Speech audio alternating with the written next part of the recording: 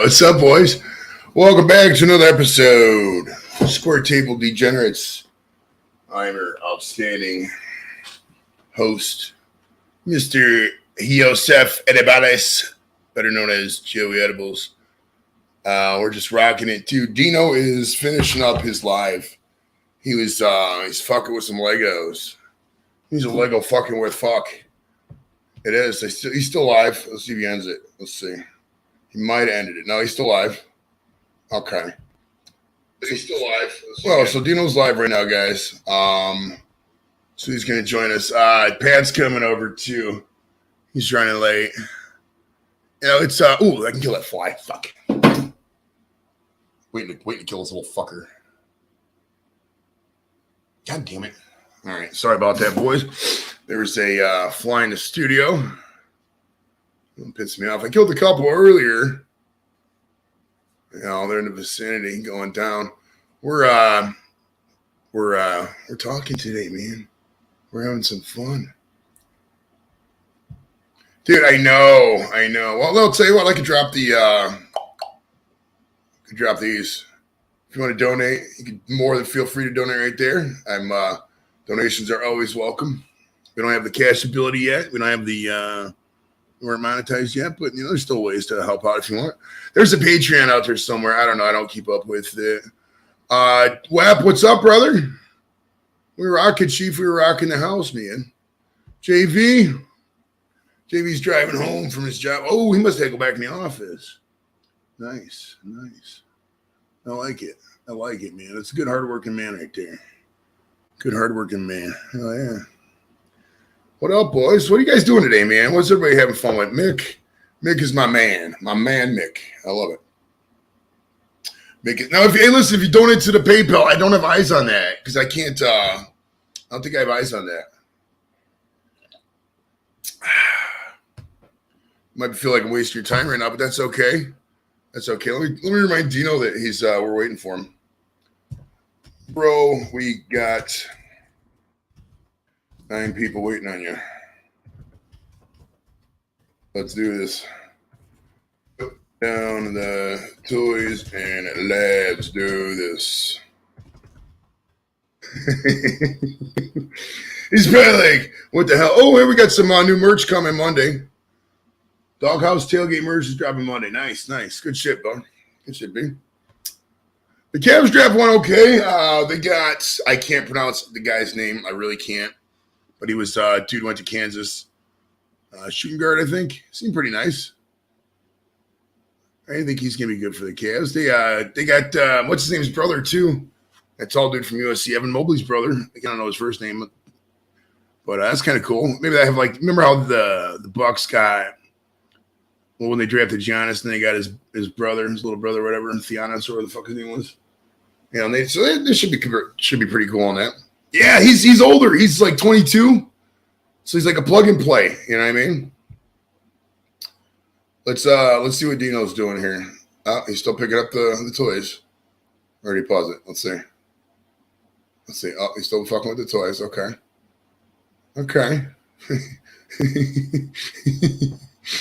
We're waiting on Pat too. We're waiting on Pat to come over. Yeah, I like it, man. I like the Mobley stick. I mean, it's brothers. Imagine if you're at a party and you know they hire your brother to come over. It's pretty cool, I guess. Oh, we got the fly back. I saw 1 or 2 of them earlier, and it's wild because I killed a fly and then like the other fly like landed right on me. I was like, "Wait, you coming to visit your brother, bro? What's up with that? What's up with that, man?" So Laz is in the house. What's up, Laz? How you doing, buddy? We're just waiting on Dino and Pat. One of these days, people will join the show. Title to show the guy's name, and he's still playing with toys. I love you, Dino. Yeah, we're just chilling, man. Fucking, I don't know. People always seem to be running late. I'm a military guy. I'm on time all the time. What do you want me to say? Ooh, so we got some gummies, too. I haven't had gummies in a couple days. Actually, it's probably been 3 or 4 days since I haven't had a gummy. I might try some right now. Well, I know what they taste like, so it's not like trying them. You know what I mean? Josh, what's up, bud? How's life? All right, I'm gonna save some more. We'll save some of these gummies for later. I didn't see shit last night. I didn't see nothing. Pat said I seriously didn't. Well, if I did, I don't remember. What was yesterday? What's today? Today's Friday. Yesterday was what? Thursday. My memory's shot, bro. I have no idea what I did last night. I was here at the house, fucking, I think. I just went to sleep early, probably.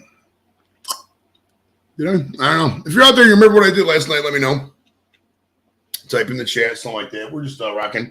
Mike, Pat is, might be outside.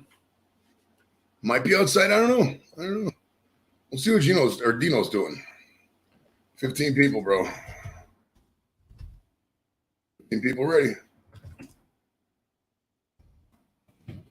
Oh, there's Pat. I just heard the door close for Pat. So Pat's coming in. Come on in, Pat. Close that door fast. Stop. I just hate when you do that. Here's, ladies and gentlemen, there's Pat. We're live. Hi. What's going on? Pat said like 4 o'clock. Hey, can I come over? I was like, yeah, come on over. And then fucking 45 minutes later. What's up with that? So how you feeling, buddy? I'm feeling wonderful, man. How are you? The show's growing exponentially since you've been gone, man. Welcome back. Since I've been gone, so you're saying... Hey, that ain't no lie, bro. I'm a masturbating fuck. I mean, it's like most guys. I don't know. It's weird with the masturbating thing, dude. Sometimes you just like, you're like, fuck it, I can't even do this because it's so much work.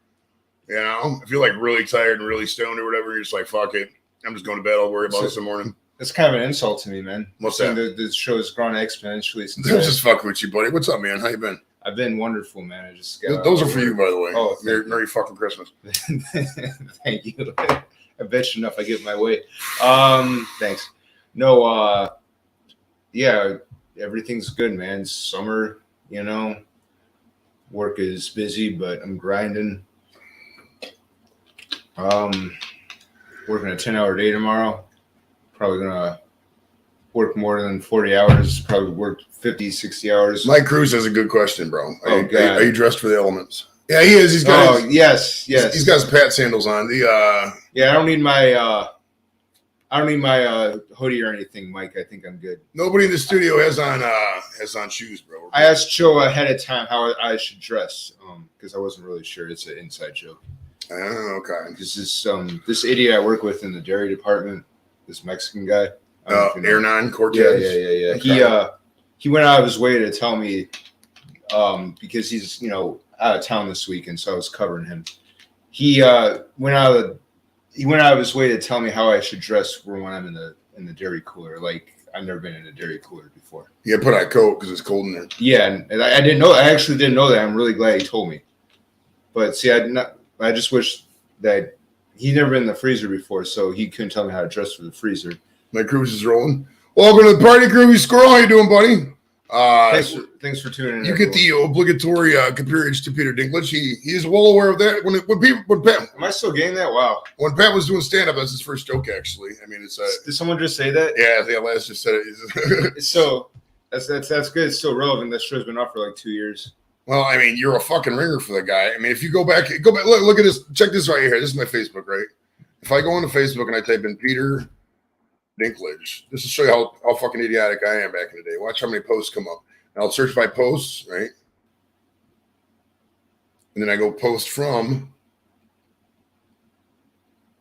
Wait, hold on. Watch post from me. Mm-hmm. And watch how many are just like, oh, I guess it isn't. It didn't. Uh-oh. Epic fail out. Epic live fail. Yeah, but like I used to post it on Pat's thing every week. Man, I hope Dino realizes we have a party. Oh, he just ended it. Okay, let's see if. All right, so Dino should be joining us momentarily because his live just ended. What are we talking about? No, this guy, the guy Dino the Genetic Marvel, bro. He's from Canada. Nice. He's gonna join us here momentarily. He had to end his live. We butted the lives up against each other. Yeah, I mean, his was going till 4:30 or whatever. He had a little bit longer, but chilling. John, what's up, buddy? Johnny Ross, how you doing, man? How's Maryland? The land of Maryland. I suppose you're not smoking anything right now. We are. We've been smoking, bro. Oh. I just did a gummy, too. Okay. Shit. Smokey smoke smoke. All right, excuse me. All right, Dino. Everybody, let's get Dino. Dino. We're waiting on you, bro. This is the biggest audience we'll have all week, man. Dogs only lick because we got bone. Dogs only lick us because we got bones under our skin. Hey, that's a good point. How was your Father's Day? We went to the concert. It was pretty cool, man. You should came with us. I should. We had an extra ticket. What did Kim or the kids get you anything you want needed? There's a whole box of stuff over there she got me. Yeah, just a bunch of stuff from. Oh, Oreos. Yeah, Oreos and just other random stuff. You got fucking Oreos, nice. Yeah. All right, Duke says, I think that's some normal thinking people because that's true, man. It's been a cool day. Or people are freaking out on social media, man. It's listen, dude. If you're out there and you're freaking out on social media and the events are happening today, just relax, man. Relax. Everything you're talking about today is preventable. Like, just go out there, think about life, and just get off Facebook if you have to. You know what I mean? Some of you guys are. Some people got too much a quick trigger finger for that shit, bro. You need to focus on what's positive in your life and do that instead of worry about shit's not gonna affect you. You know what I mean? And the day it's how it is. Ski Girly, what up? What up? We're chilling, man. Man, Dino is showing the rock star entrance, bro. Rock fucking star. I like it. I fuck with it. All right, we got let's see, stressing. Oh, okay. Yes, yeah, dude, it's weird, man. I don't know. There's a lot of people been going crazy past couple of days with the streams and shit. I just smoke weed, man. What do you want me to say? I'm just a pothead with the dream. You know, fighting these big corporations every day. You are more than just a pot smoker. You are the dream, bro. The underground lives. You are places like this. And I realized that we're above ground. I realized this. I realized we're not actually underground. But I mean, the underground is just a euphemism for, you know, entertainment that's not corporate based, not corporate bullshit. Hey, don't talk over me when I talk, please. Shut the fuck up. Fuck you. Yeah, we're still waiting on Dino, bro. We're still waiting on Dino. Dino's just chilling. Dino. Dino's from Canada, bro. Canada, they got Canada time, man. They're different up there. I like that. Dino's funny as fuck, though. When Dino comes up, we're gonna have a blast time, bro. Canadians are by nature supposed to be the funniest people. Well, Dino actually came in through some of the best. I don't want to ruin all the fun, but he came in through Greece too, bro. Some of the best comedians came from Canada. Michael J. Fox is Canadian, bro. Jim Carrey, Norm Macdonald, Dan Aykroyd. We did a whole show on Norm Macdonald. Did you? Oh, let me ask you this, dude. What's up? Did you see the rest of that Netflix special? About Norm Macdonald. Which one? The one they just dropped. I haven't seen it yet. You got Netflix? Oh, there's a new Norm Macdonald special? You see, he recorded it after he died. I did not know that one. Before he died, sorry, obviously. No, I did not know that one. I have not seen that one. They say he just dropped it. Let's see here. What we got a message. That was from Josh. Let's talk about other non-relevant shit. Well, not. It's relevant, but not relevant to this show.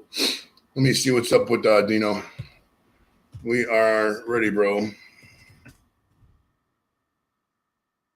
Oh, he sent me a picture of yeah, I don't want to talk about that on a live stream, so cancel us. We are rocking it, man. Norm Macdonald, nothing special. I'll have to check that out. Yeah, it's I think it just came out. First episode date, May 30th.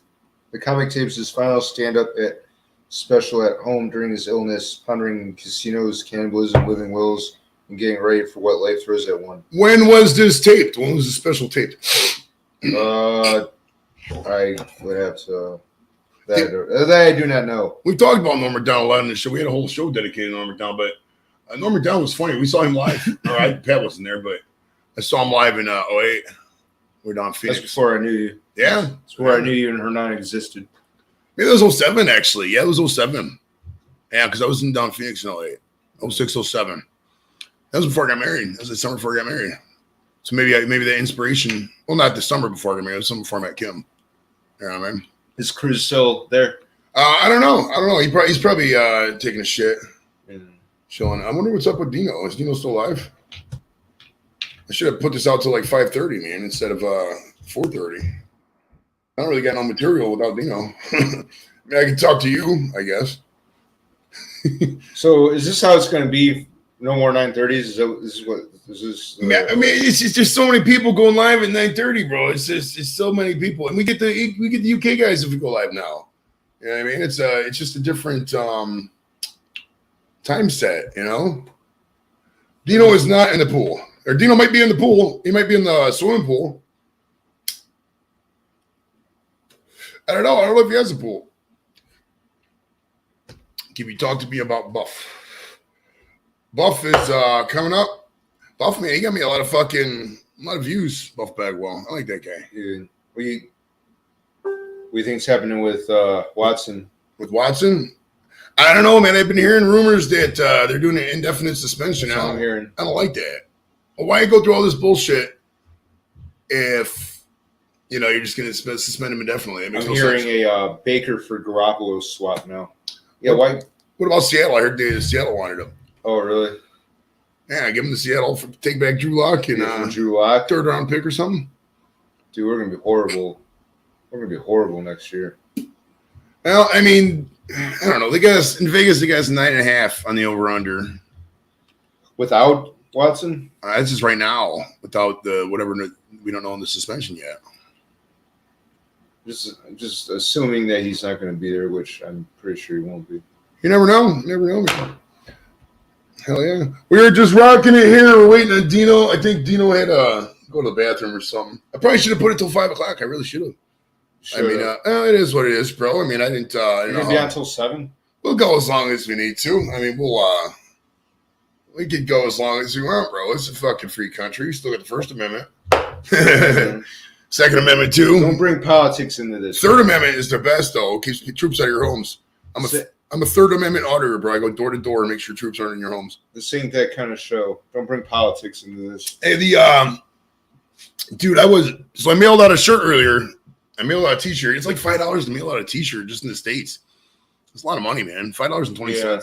Hey, don't forget, man. If you're gonna do this early, is Don going to be able to come this early? But Don doesn't come anyways. Does it fucking matter? I mean, that's the thing. It's like, I mean, I would imagine he'd like to come.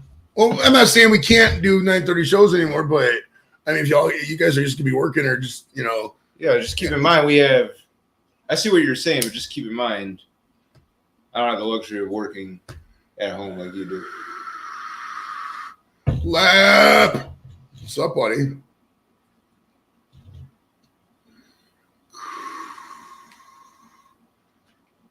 Yeah, the thing with politics, Doof, is that I don't really care. I mean, I vote third party, and this is a well-known fact. I've had Spike Cohen on the show. I'm very counterculture. I mean, at this point, none of the people care about you, man. We got to take care of our own. I care about you. Take care of ourselves. I'm talking about the people up top, bro. I know. I'm just being stupid. Fuck you. Weed's going to be the thing that saves us all, bro. It will be. I don't know about that. Yeah, dude, trust me. If you get these politicians, the problem is, man, is all these guys are so old, dude. They're really old.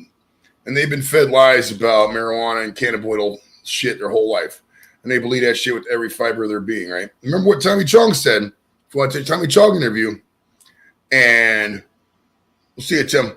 If you watch that Tommy Chong interview, bro, what he said, there's 70-30. 30% of people are always going to be against the weed. Always going to be against the weed. And the problem now is that these 30%ers are the ones in charge because they're all old as shit. So what we got to do is figure out a way to obviously vote them out. Maybe we could wait them out, but these people just never die. I mean, we really want 90-year-olds in there. So we don't. So what we got to do is just keep smoking weed, man, and fucking pound on it every single day, bro. Every day, go out there and talk about weed, tell about the virtues of weed, and how awesome it is and its saving properties. Eventually, these motherfuckers will get it, bro. They will, and they'll smoke it. Mm-hmm. And they'll have fun with us, We're just going to ram it, bro. I'm telling you. God damn it, Dino. Let's go. Dino's probably like, man, I didn't know I was supposed to be there early. I didn't know. So what are you doing this weekend, bro? Working. You going on vacation? I'm going in a couple weeks. A week before 4th of July, it's going to be busy, so I'm working all kinds of crazy hours. 4th of July, what's today? Today's the 24th, right? So it's right, but I'm saying this is the week before. Oh, yeah, I'm just trying to figure out my plans here.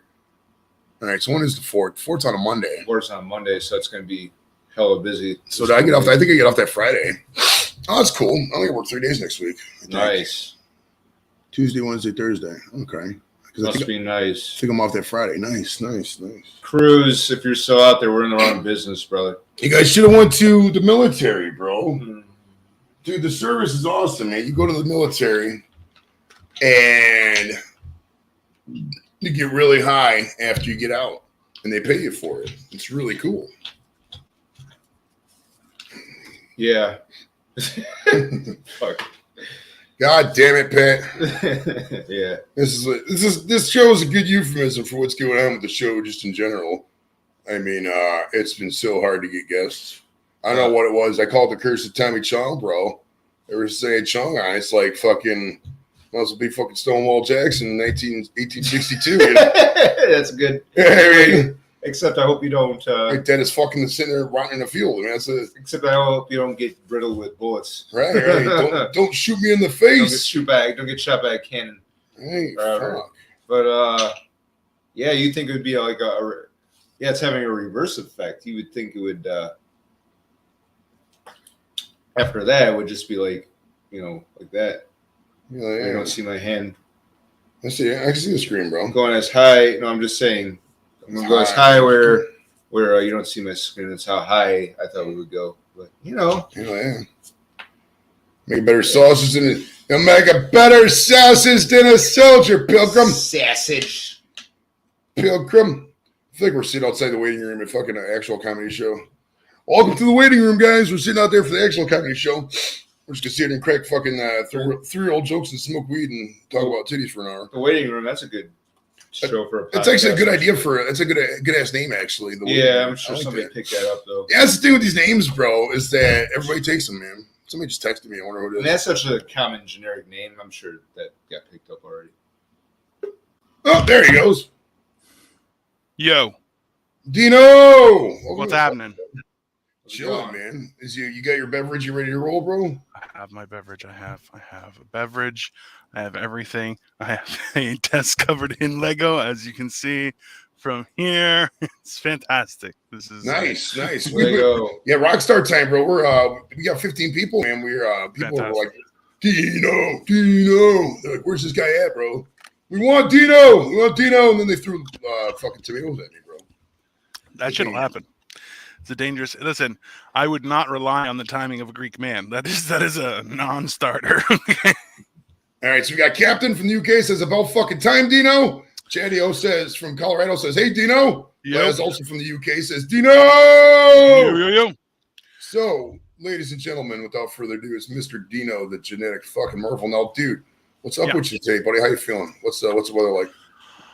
You know what? It's actually kind of the calm before the storm. It's not too hot. It's warm, but it's not hot. So for me, as a fat guy, this is the summer that I pray for. But it's only going to get worse from here. I know. So right. Well, the beauty of being fat though is that we got air conditioning and we can just sit inside. Yeah, I mean, if you got one of those jobs where you got to go do stuff, it sucks. But like now, yeah, right for us fat guys, bro. It's for big hairy fat people, it's good to go. It's not good. Listen, let's be honest. You would not put someone with this kind of majestic of a beard in anywhere that doesn't have air conditioning. It would not.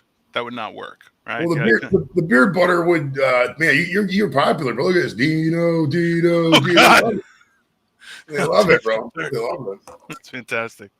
So, as we do with all these interviews, we have to go in depth, psychoanalyze, your past, etc. So, where was Dino the Genetic Marvel born? Like, were you hatched in a fucking lab on a Mount Olympus? Like, tell us your origin story, bro.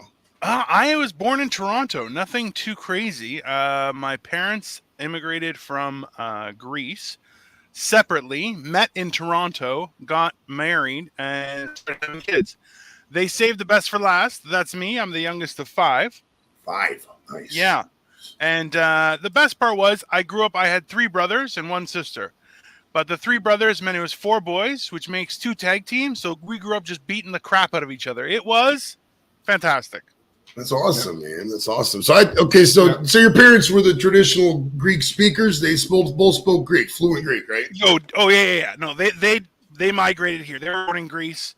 So and interestingly enough, but that was the driving factor. Like they would my dad sent us to like Greek school as well on like Saturdays and then Tuesdays and Thursdays, and it was like the smartest thing he ever did for me. But also, like, God, I hated that class. Like, it was a nightmare. No, But I will. Go ahead. So this is like a question not specifically for you, but you said that both your parents migrated separately. Now, is Toronto like, is that common for Greeks to? Was that like a? yeah. So the predominantly like the big Greek hubs would be New York, Chicago, Montreal, Toronto. I believe there's a Greek community in Philadelphia. Essentially, anywhere that has a diner probably has a Greek person. Okay, that's cool. That's cool. Certain cities are like that. Like in Cleveland, where like we track a lot of Polish people out. Dude, there's a Greek festival at St. Demetrios tonight. After that's big out here too. We're probably gonna hit that up later. The Greek festival at St. Demetrios, but we should come out and get some gyros and shit. What's that at? It's right down the street here in Westlake, bro. Right down the street. Oh yeah. If you take fucking Walter and take it right to Maple Ridge or Center Ridge Road, and you go about halfway down, it's right over there. It's really cool, man. Campus Corner has a good one too. Dude, man, listen, I had somebody told me a saying a long time ago was that Italians came to Canada and they built the country, but the Greeks came and fed everyone. Every restaurant, like everything is attached to Greek people. Food is our business, but hey.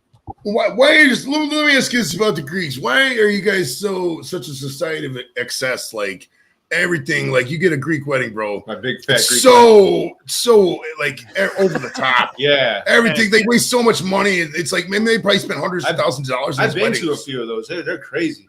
Guy, my first wedding, my dad was in charge of. We had 420 people.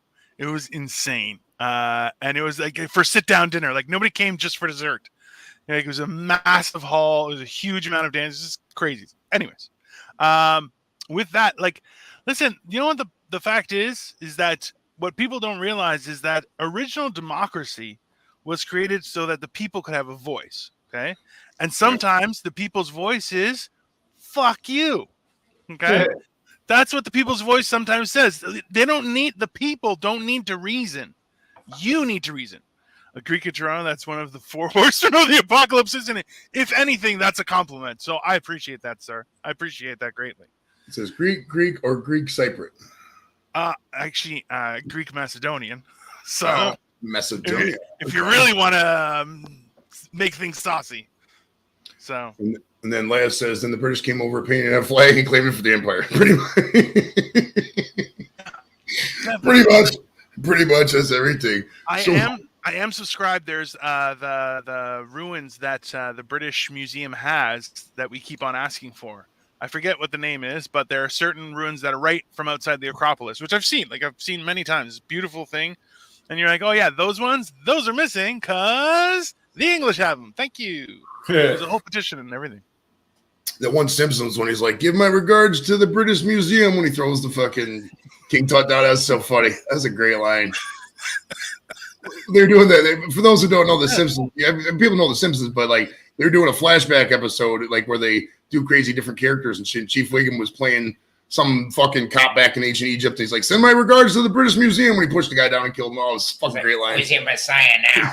No, it's so good. He quoted that line from Ten Commandments. That's true. I mean, if you look throughout history, dude, most of society is just showing up and having bigger shit. I mean, that's it. Yeah, listen, there was very little history that doesn't involve conquering, right? Luckily, the Greeks involved absorption. Alexander the Great absorbed countries into him and cultures into him and spread the wealth, whereas everyone else ruined it. So hey, that's okay. We had a good run. It was a few thousand years ago. It's fine. And so you were in Canada, and you've always been in Canada. So like growing up, did the radio stations constantly playing the same music over and over? Did that ever get to you at some point? What do you mean? Like you know, there's a law where you got to play like 15% of the band's got to be Canadian music or some shit. Oh no, it was never a big deal. Listen. The best part about Toronto is that it's right literally across the water from Rochester, New York. So we would always get U.S. radio and stuff like that. But with regards to content and stuff, No, some Canadian content really sucks, but other stuff, you know what? It's good to support your own country too, right? Like I pretend to make people laugh on the internet, and I do weird shit like build Lego Optimus Prime, which is turning out fantastic, by the way. Nice. But realistically, it's just, you know, because it's gigantic. But anyways, yeah, like you should support. People need the arts in their lives, and whatever that may be, just talking, socializing, having an opinion, sharing an opinion, having an opinion validated, or discussed and proven wrong. Those are all art forms, and the human body, the soul needs it, right? Now, So- Captain says, as a Canadian, you apologize for Nickelback. I personally like Nickelback. I really do. I like their catalog. We've been over this. Pat doesn't like Nickelback. What's your opinion on Nickelback, bro? I'm always up for a catchy tune, but at the same time, that's not my personal. Like, I like things a little more rock and roll than that. Yeah. Or the other way, and I would go Okay. like EDM and house music, right? Like it's in a weird place where it's like pop rock ish something. You're like, whatever. You know? Right. I'm not gonna sit here and act like Nickelback's the best band ever fucking They're made. not. But I mean, if they come on the radio, they got some bangers. Rockstar's a good song. They do not. No, Hey, it's yeah, I want to be a rock star. No, it's a it's great fucking song, not. Pat, and you know it. Look at that photograph. You know it's a great song. I more so listen to that photograph one just because I think of the meme, and then it's like, look at this photograph. Yeah, that's the only good thing. Yeah. That's the only thing We actually have like have a video on that now. Blake, there's this guy in the community named Blake, so we have a Nickelback cut of this. This is out with Blake.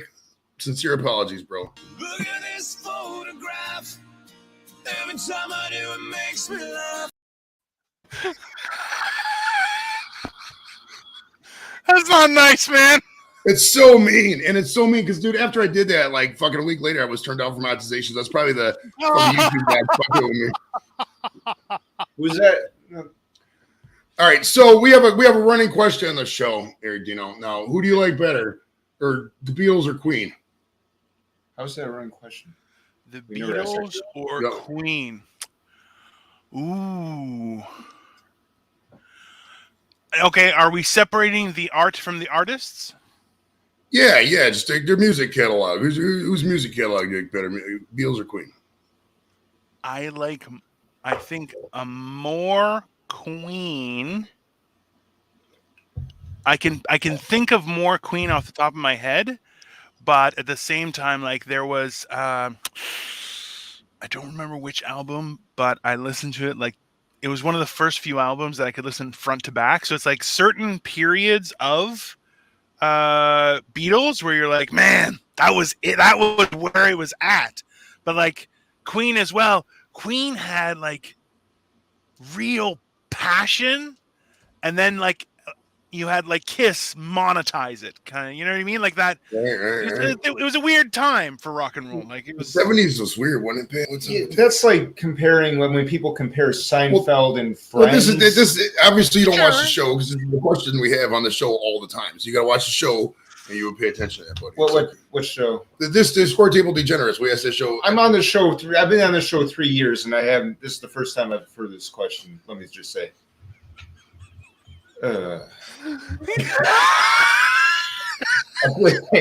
I'm just saying. that's the greatest thing I've ever experienced. I'll tell you right now. It is And great. it just happens organically, you know. It just, Right. We didn't plan any of this. You can't plan it. as it shows. All right, so the chat is saying you got to at least apologize for Bieber face. What do you think? Apologize to who? Bieber face, Justin Bieber, man. What's your opinion? You know what? Bieber has this place. I mean, he's a boy artist and shit. I mean, Wow. that baby. Bieber's weird, right? Like he got weird real quick, and now he's all like, "I love Jesus," and you're like, "Hey, what happened there, buddy? Something. I feel like something happened. He started on Maybe- YouTube. Too. Maybe somebody pegged him, and now he's like, "Hey, I don't like that anymore." And it's weird. Listen, we also though gave you Bare Naked Ladies, right? Bare Naked Ladies are pretty It's a awesome. great. Hey, to also the fucking what's the crash test dummies? Crash test. Neil Young. Yeah. Neil Young. Yeah. Well, you jumped the gun on. I was gonna say because we had the lady from the crash test dummies, Ellen Reed, was on the show. Okay. Shouts out to the crash test dummies. They're on tour. Check them out at crashtestdummies.com if you want to. I think they're in Europe now. I think they're in Europe. I don't know. Don't tell me to jump the gun. Neil Young. Yeah, but Neil Young is good. Neil Young is good. There's a connection with Neil Young in this show. Not really a connection, but I went to Kent State and he sang about Kent, didn't he? Wasn't there a Fort Dead in Ohio? Yeah, Crosby, Stills, Nash and Young. Yeah, he wrote that song. Yeah. 10 soldiers and Nixon's coming. We're finally on our own. This summer we'll hill driving. 4 dead in Ohio. That's where I went to school, man. Kent State. And so, Dino, I got to tell you a quick disgusting joke. When I was down at Kent State, I used to. This is so fucked up, but I said there was a shot called 4 Dead, 9 Wounded. I'm so fucked up, bro. I was so fucked up. Why would I even say that? It's not even a funny joke. Why are you singing it now? No, because that's just how I am, bro. People like that. Last now this is I've never actually watched this show, The Trailer Park Boys. I never have, and You're right. I don't. I mean, it's one of those things where it's like just the title alone turns me off. You know what I mean? I feel like this is tell me about it. It's, to be honest with you, it's sometimes it's kind of like the best and worst of things, right? So you look at it and you're going, it's pretty cheeky, but at the same time you're kind of going, oh, that's a little bit too much of the mirror, when people are like just trying to hustle. And, there's been some point in our lives we've all been degenerates, right? That's just how life goes. So then you're like, I remember pulling that scam. You're like, that doesn't work at all, right? So it's kind of it's a cheeky experience, but it is an enjoyable watch as well. So. Oh yeah. Let me scroll through some of these comments. There's like 10 seasons on Netflix. I might try it out. What's that? Trailer Park Boys. Yeah. Well, the people are always like, oh yeah, get this guy in the show from from the Trailer Park Boys. Like I've never seen the show, so I don't even know what it's about. We got let's see, Dino. Save a beard, shave a beaver. What would be your last meal and song to listen to before death? There you go. Wow. Hurt as a cover by Johnny Cash. Nice. That's a great song. Oh yeah. It's a great fucking song. That's like you cry for all the right reasons. You're like, because I am a man. I am crying because I'm a man and fuck my life. It's great. Last meal would be prime rib.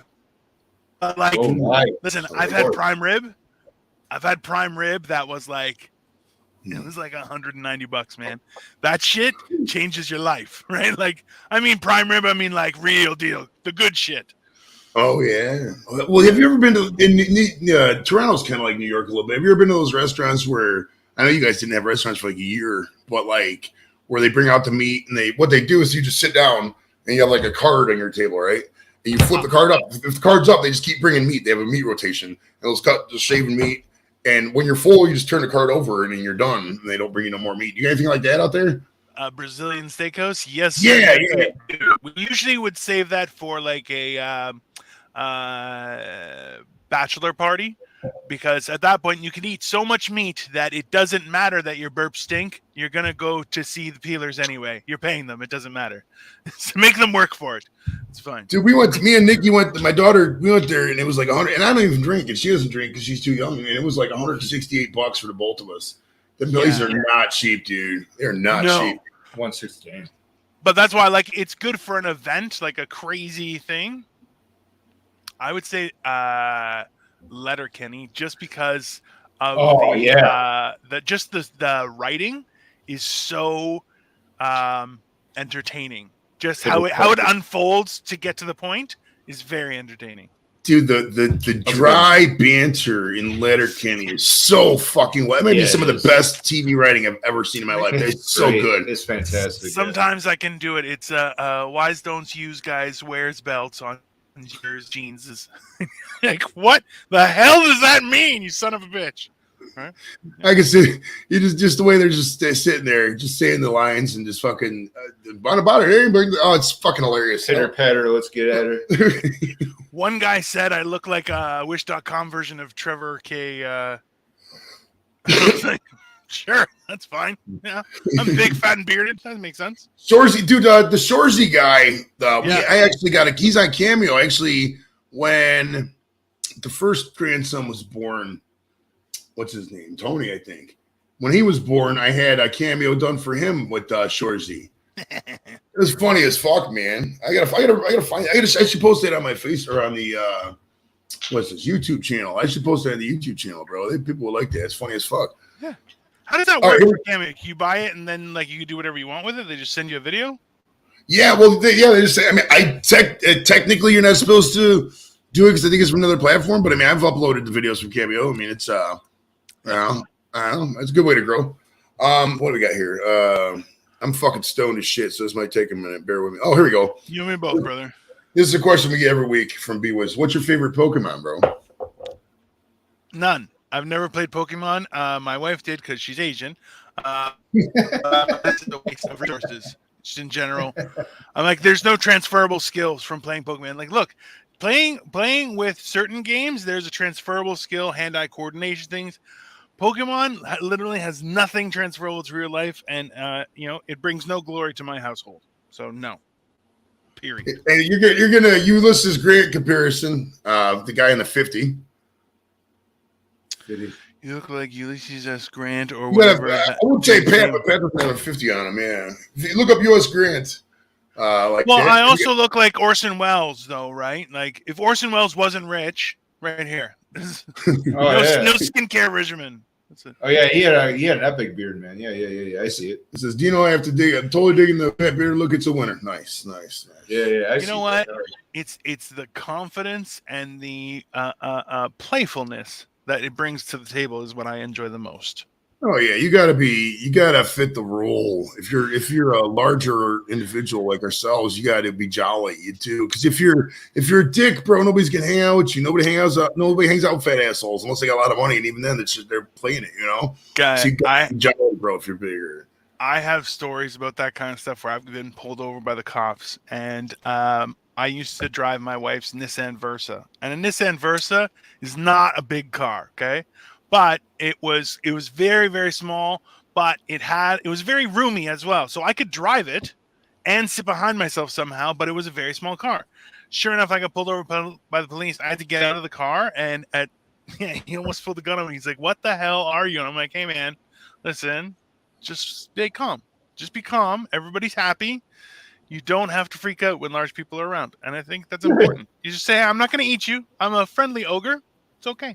No problem. Like Hagrid from Harry Potter. Right, like we're not guarding a bridge, bro. We're not like trolls and shit.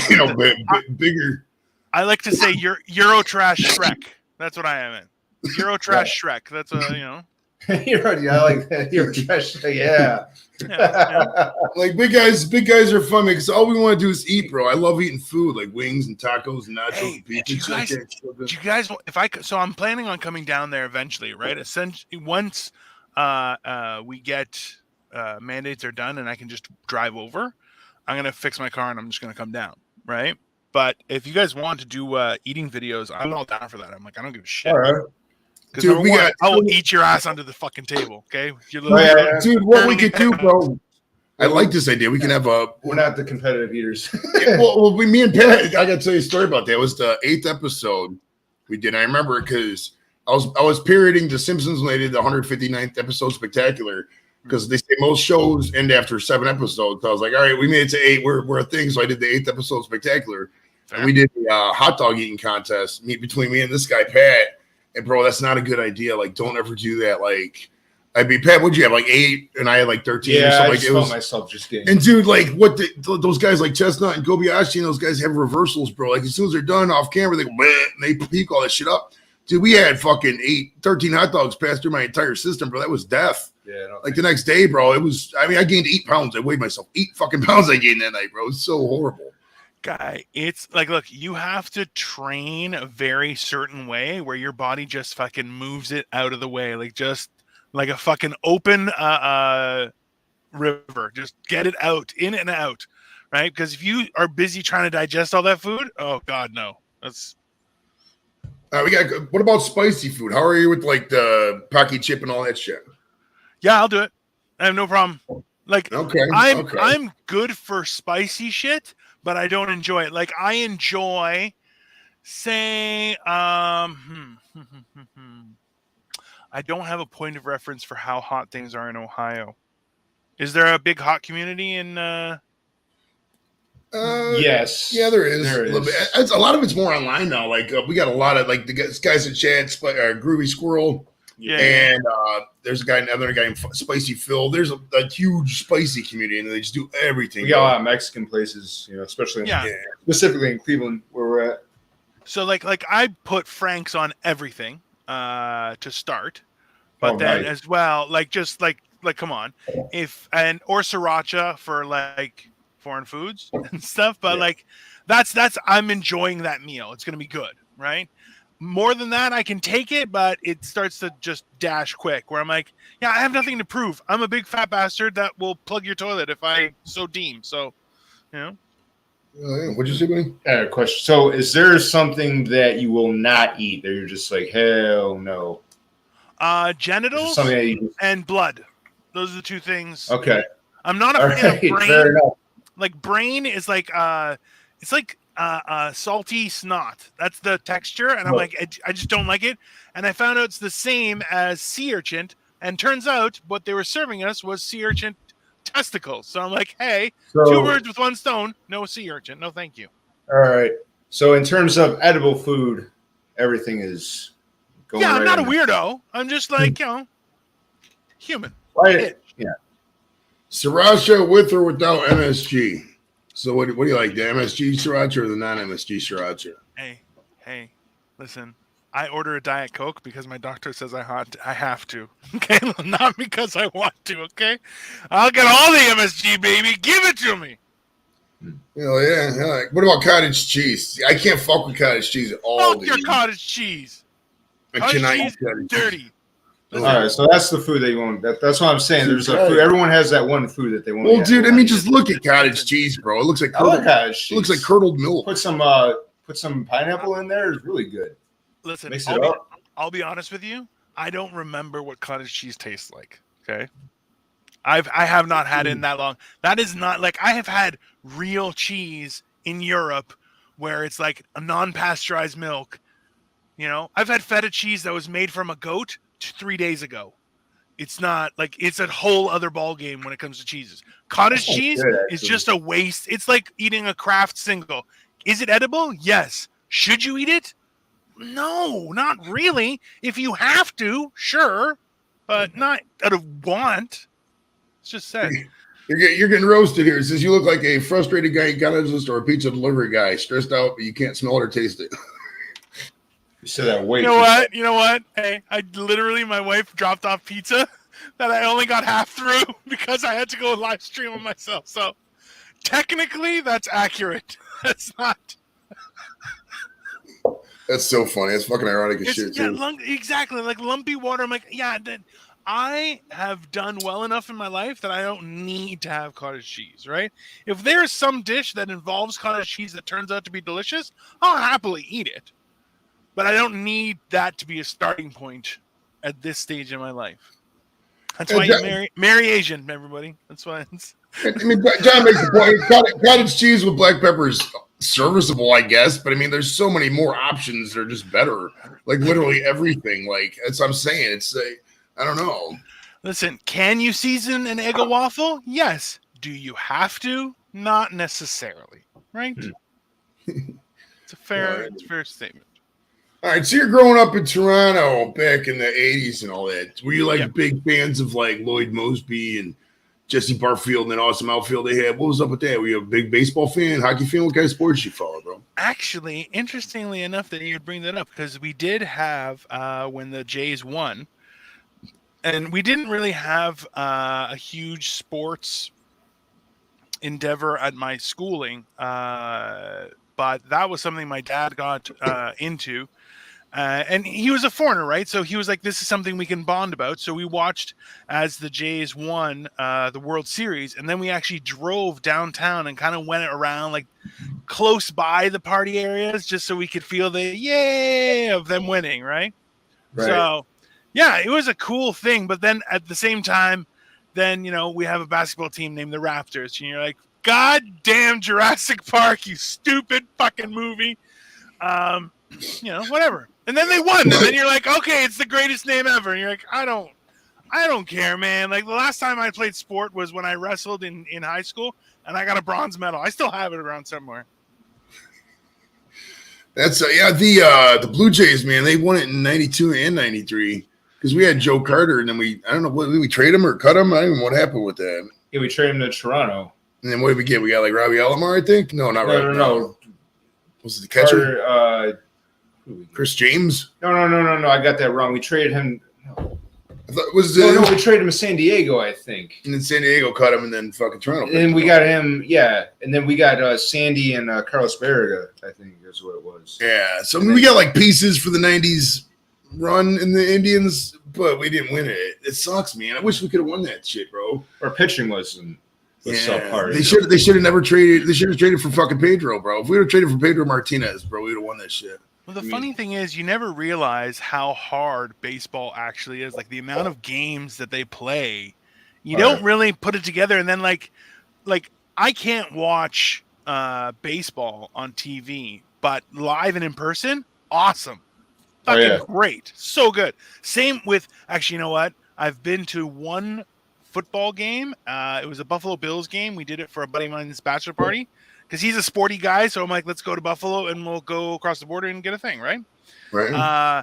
That's fucking wild in person. Like that's a whole. We didn't even tailgate because we're 4 dudes and none of us we're wholesome. So it's not gonna walk up and just tailgate with people. So I like Buffalo. Buffalo's a fun town, man. I fuck with Buffalo because Niagara's right there too, so that's cool. But when I got back from Iraq, I know it sounds wild. That was my big vacation, but we went up to Buffalo for a couple days, and there's the Teddy Roosevelt Inauguration Museum's up there. That's pretty cool. The Erie County Botanical Gardens is a phenomenal visit as well if you're into flowers. So there's a lot of shit to do in Buffalo.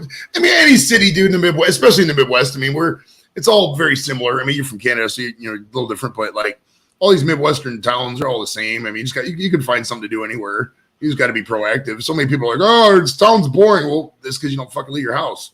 Yeah, I mean, what do you expect? Absolutely. Well, this is the funny thing is like being Greek, like we have a family home in Greece, so we go to Greece, we travel around Greece, and there's 2 sets of areas. There's one for tourists, then one where Greek people go, right? Where you're going to be paying a quarter of the price, and the menu is going to be more creative as the chef was like, well, I felt like making this today, so this is what we're eating. And you're going, okay, it's also the greatest meal you'll ever have in your life. So it's that same thing. Is like you have to go and explore a city. You can't just be like, oh, whatever. You're like, no, go check it out. Drive down a couple streets. Check things. Like we took a bus once, me and my wife, and went to Philadelphia. Philadelphia is a really cool place. Also terrifying at the same time. Like, we went to Philly. You were on that Philly trip, weren't you? Careful. Yeah, I went to Philly, but not with you. Oh, you wanted? Okay, I've been in 17. I've been to Philly many times, but like in 2017, we went for the draft. I didn't the draft, and you were on that one. But Philly is. I mean, if you ever watched the movie Rocky, bro, Philly's kind of just like that. It's a very gritty town.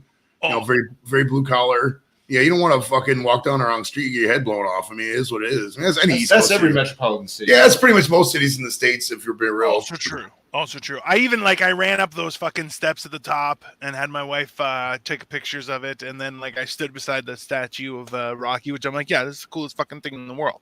Right. As far as I'm concerned, it's not Reagan that brought down that wall. It was Rocky IV. Okay. Sylvester Stallone with his own 2 fucking hands brought down the Berlin Wall and communism. Thank you very much. We got a gross political question. I don't even want to say it. You can just give a yes or no. As long as it's to death. As long as she's dead by the end, that's fine. Perfect. All right, let me bear with me here, guys. I was sidetracked. Let me scroll up and see the questions here. Here we go. We got a lot of questions. Jeez. I'm an animal, not a monster. Let's be very clear. All right, let's see. That one's gross. Man, you guys are killing it with the grossness in the comments. Mick bringing this. I'm not going to read that, but that's fucking disgusting. That's awesome. I love it. I fucking love it. Where is it? Oh, God. Nick, go for a walk, man. Get some sun. That's fucking gross, bro. That's gross. Mick is awesome, dude. I love Mick. All right, black pudding. Have you ever had black pudding? You know what black pudding is? So I had a very religious youth and early adulthood as well. And one of the rules that I lived by was no blood. So that's kind of just stayed with me. And I'm just like, and I find that it's very I detest the smell and the taste of it. That's why I don't eat blood. But I feel it. All right, here we got a question from Chatio about hockey. It says, what is it with the Leafs always choking in the playoffs? Asking as an Avs and Bolts fan. oh, they are one of the most profitable franchises, if not the most profitable franchise, and they have not won dick all forever. So the fact is that technically, what a lot of people don't understand is that when it comes with a lot of sports teams, anytime after the regular season, they technically aren't being compensated. They're only compensated for their success. So technically, the playoffs is for glory, and if you are fantastic, pay. So you kind of, I've always thought of it as we're already profitable. We don't have to win. We just have to play, which is stupid, but at the same time, makes money.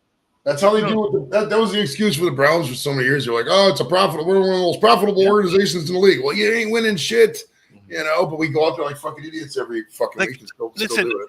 But that's the whole problem with the whole, literally all of the idea of globalization, and what's brought us to our knees is the fact that we stand here and we'll say that, well, it's very profitable. Who cares? And you're like, no, man, how about this? Don't piss in the drinking water. That maybe just don't. Well, it refills the drinking water. Yeah, but it's refilling it with piss, man. It's refilling it with piss. I don't want to drink your piss. How is that a bad thing? Right? And we got Mick coming in with another hot comment. We're not going to read it because that's fucking gross, but this is awesome. You can read it for yourselves if you guys are out there. If you're deaf and you got closed captioning, or blind, you get using the closed captioning version of the show. I'm sorry, we're not going to read that. It is what it is, man. That's funny as fuck. Mick is coming in hot. He says, and Captain has a great explanation for this. He says, we're from the UK. We don't have sunshine. I mean that. Here's another one. You can answer yes or no if you want on that one. I'm not that Greek, so it's not my.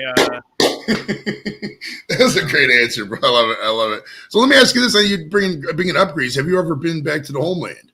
All the time, yeah. Okay, you go back to. Yeah. Are your parents still around, or are they? My dad passed away a few years ago. Sorry to hear that. Thank you. I appreciate that. He was a great man, and I hope to mimic all his teachings. But ultimately, he's gone. So my mom is still around. She doesn't really have anything left in Greece. Like she had a sister, and her sister passed away last year.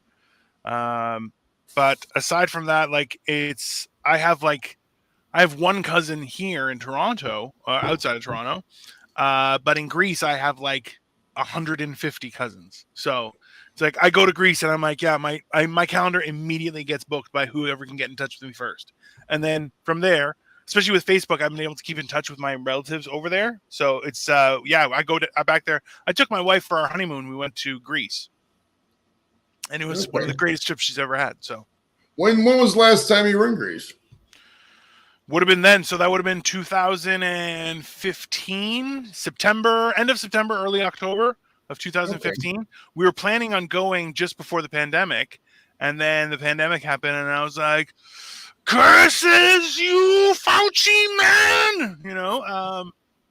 So yeah, I'm hoping, because I believe this is the thing is Greece has brought down all their mandates, so you could just go. But Canada still has mandates, so I can't go technically, but it's really dumb and aggravating as all hell. So I don't know. All right, let's see. Here we go. We got a question from Laz. He says, Dino, what is your favorite, most wished for Lego build? That's a good question. You know what? Honestly, I'm a good kind of crazy. Very entertaining to watch, but not murdery. But if I had to, I could murder. It's a good type of murder. So in that fashion, I like to have things and then not do them. So probably around 5 years ago for one of our anniversaries, my wife got me the Lego Batmobile from The Dark Knight, that Batmobile. It's literally 24 inches wide. It's a massive thing. So I'm looking forward to do that. Right now, I'm doing this Optimus Prime. which is like, this is my first one. And today we cut it short because this is Joey was like, hey, I got 15 people waiting, so I'm here. But yeah, this has been really cool too. So it's kind of a new experience with that, but people are enjoying it, so I'm having fun. Yeah, I've never been to Greece. There was a military trip. There's a base in There's a couple bases. Akrotiri was one of them, maybe. I think that was the name of it. I don't know if that's in Greece or not. I remember looking. Yeah, it's like a kid. Why is their alarm going off? Tell Google to stop. Hey Google, turn off alarm. Why would it set for 5:30? Like, what is it? 5? I don't know. Maybe I don't know. That's wild. Yeah. So like, I can't remember the name of the base though, because in 2006 I went to Spain for a trip. It was a great time to be in the service, bro. During George W. Bush, I'm not gonna lie, man. We had so many options. Wow, that was a good time for spending too, right? Like there was a lot more activity. And, dude, you were a security expert, like. Dude, they were open. They were just spending money left and right. Like we had, I went to Spain for 2 months, and I just sat there and. Like we had the planes would come. It was during the surge. Like 06 is the surge, so they're just throwing money at left and right.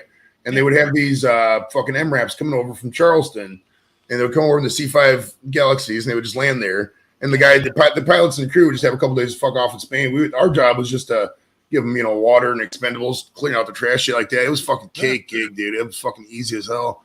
But yeah, and then after that, I came back and I went to Arizona for 10 months. And they just give me, because there was a border patrol thing down there. It's called Operation Jumpstart. And what they're doing, this is way before we even talked about it, the past 10 years. Yeah, and they were revamping the border wall. And my job was I was stationed in Phoenix, and my job was to drive people from the airport downrange. And that was it. That was the easiest job I ever did. I loved it. God. You know what? I remember actually, so in Greece is like California, is very dry. So during the summertime, there are a lot of like shrub fires. And I remember there was a U.S. Army outpost or something like, it might have been a military landing strip or something, right. But they had barrels of fuel, and all of a sudden you started hearing and it would just be the barrels because the wildfire got to that military outpost, and they had left fuel there, and they were exploding and shooting into the air. It's fucking. I'm pretty sure that there is a couple of bases that have U.S. military there.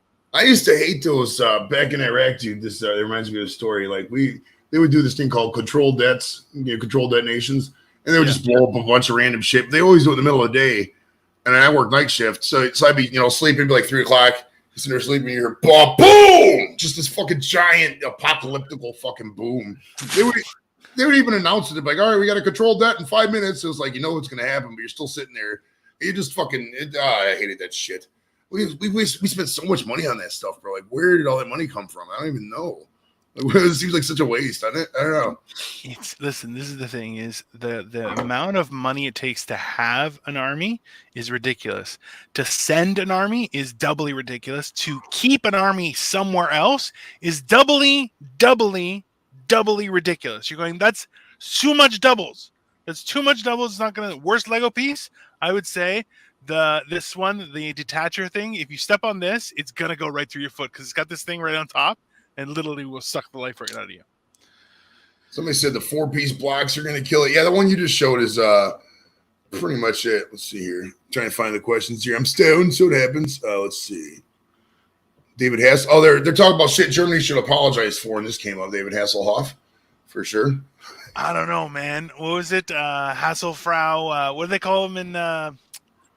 What was the name they gave in Guardians of the Galaxy? I saw it. I was fucking drunk as shit when I saw that. So I don't remember Guardians of the Galaxy. Excuse me, it's been a while. I don't remember. Zardu Hasselfrau. Zardu. Kev just says armies. Zardu Hasselfrau. That's who it was. Yeah, armies are expensive. That's why we brought all those souvenirs home from Greece.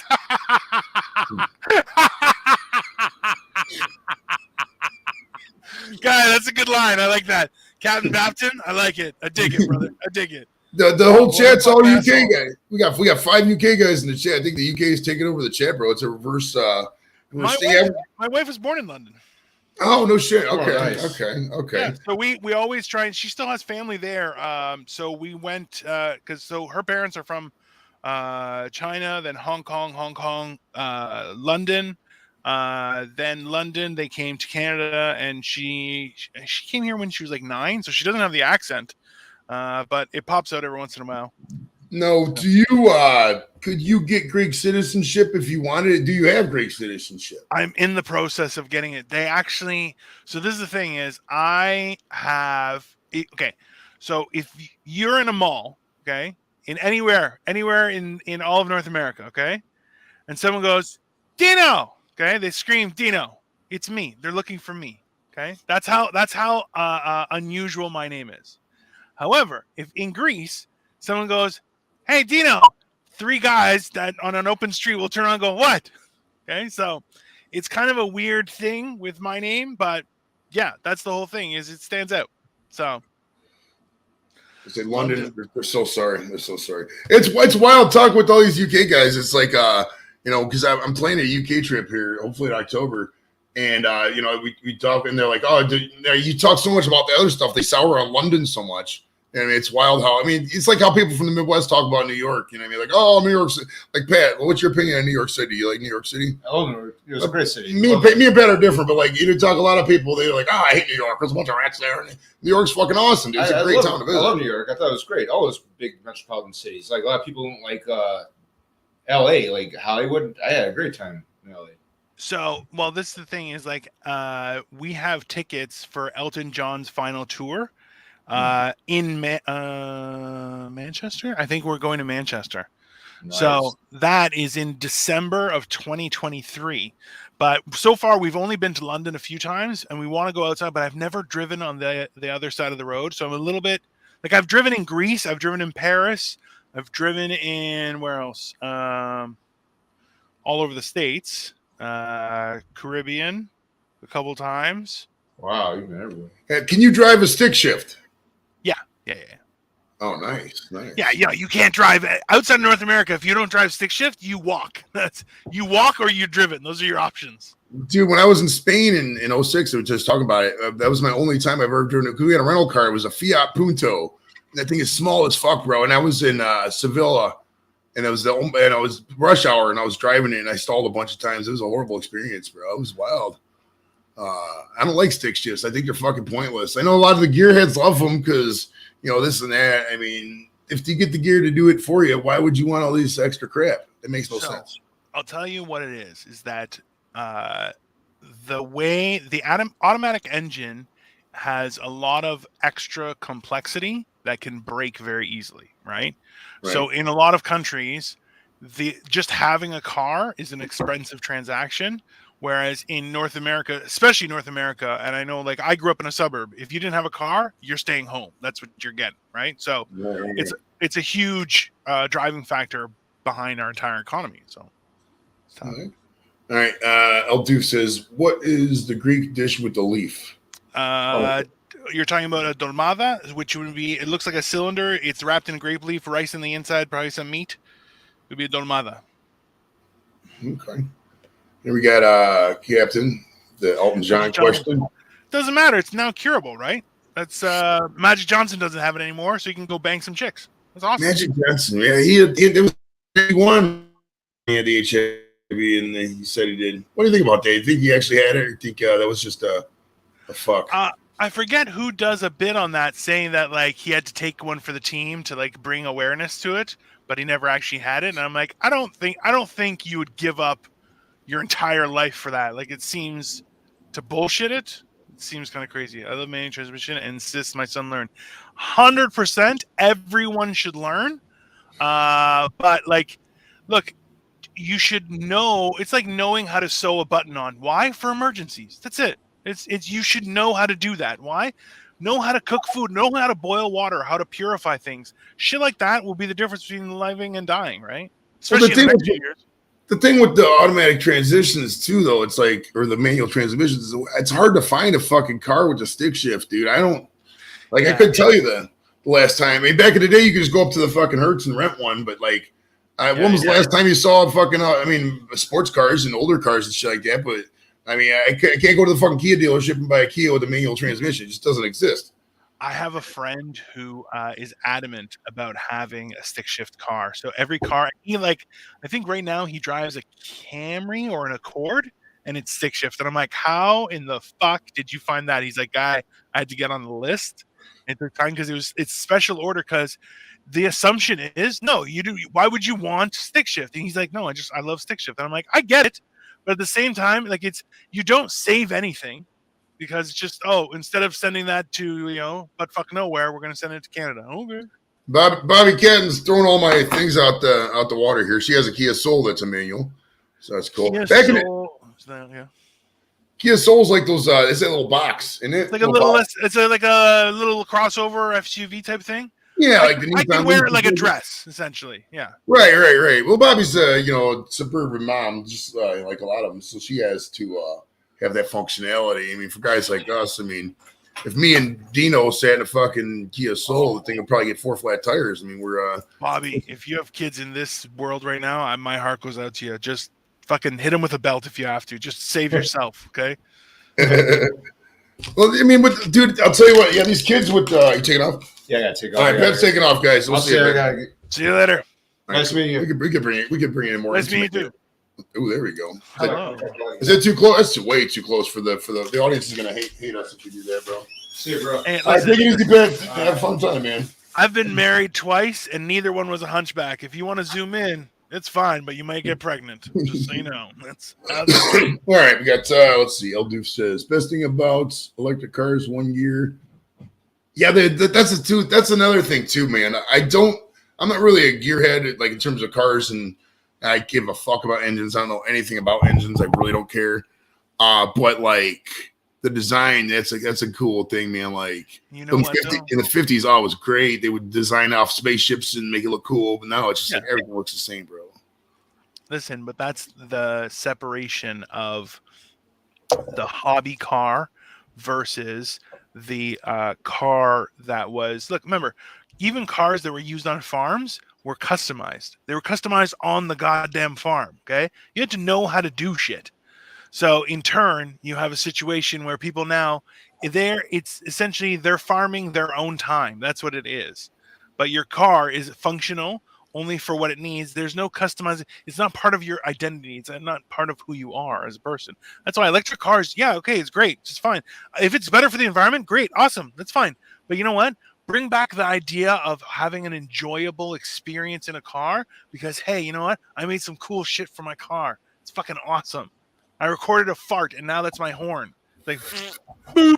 You know? Dude, check this out, man. I heard something. I read something the other day where they think it's Amazon. If you give like a minute out of audio, you can have the voice of the device be like that voice, including dead people. So, like, who would you pick as your device voice out of anybody who's ever existed on Earth?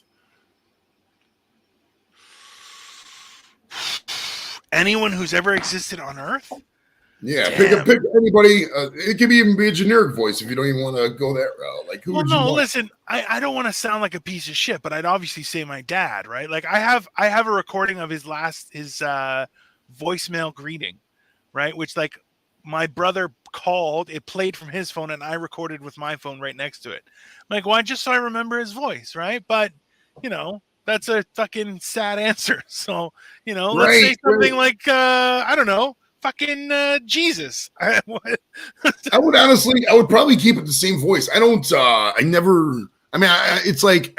be cool hearing your dad once or twice, but I mean, do you really want your dad's voice every day of the life tell you like, oh, hey, Joey, the temperature is, it gets freaky after a while. You know what I mean? So I would just keep it the stock voice, but I turn off, I make sure it's a guy because I cannot stand women telling me shit. I just don't like it. I don't know. Maybe I'm a chauvinist fuck. Maybe I don't know, but if a woman tells me something, I cannot stand female voices on devices. It's always a guy voice. I don't know. This is the funny thing is, Joey, that I've always found it very interesting as to how people are more receptive or less receptive to certain voice tones. Like if I hear a tone that's too, cheerful or effeminate or like bubbly, I'm just like, just fucking get away from me. Just get away from me. That's too positive. I don't like it. I am ready and prepared. I actually have.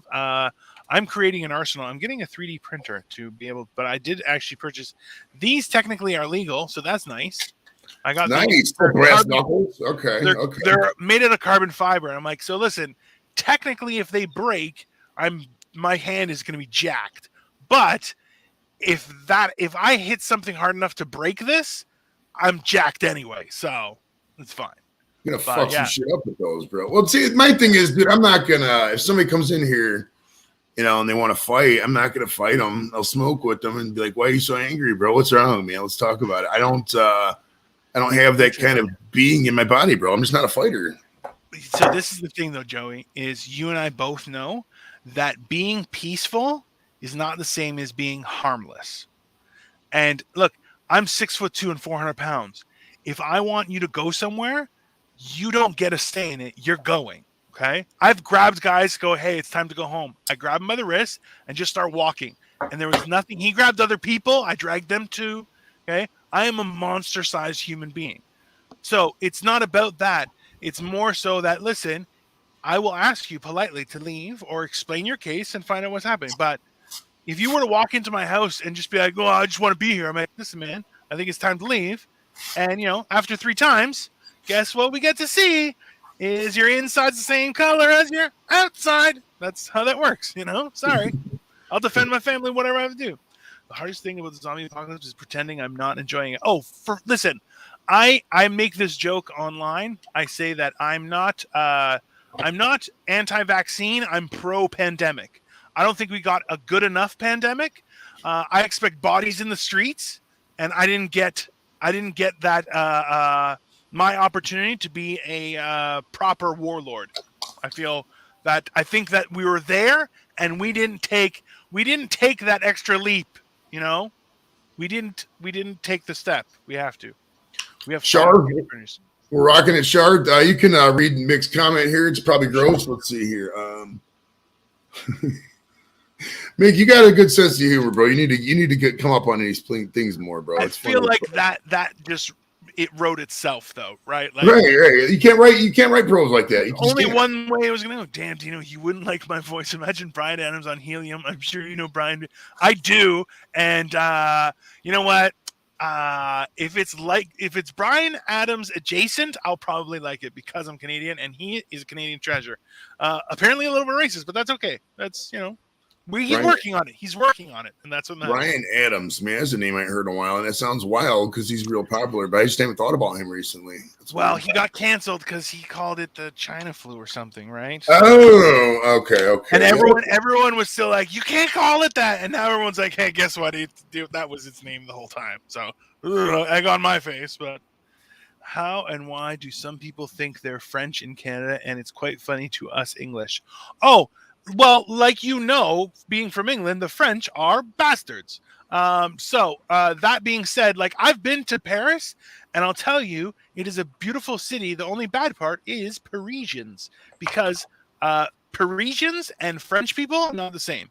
Also, what they speak in Quebec, they call French. It's Quebecois, and it's a dirty, nasty pig language that they're disgusting people. There's absolute perverts in that province.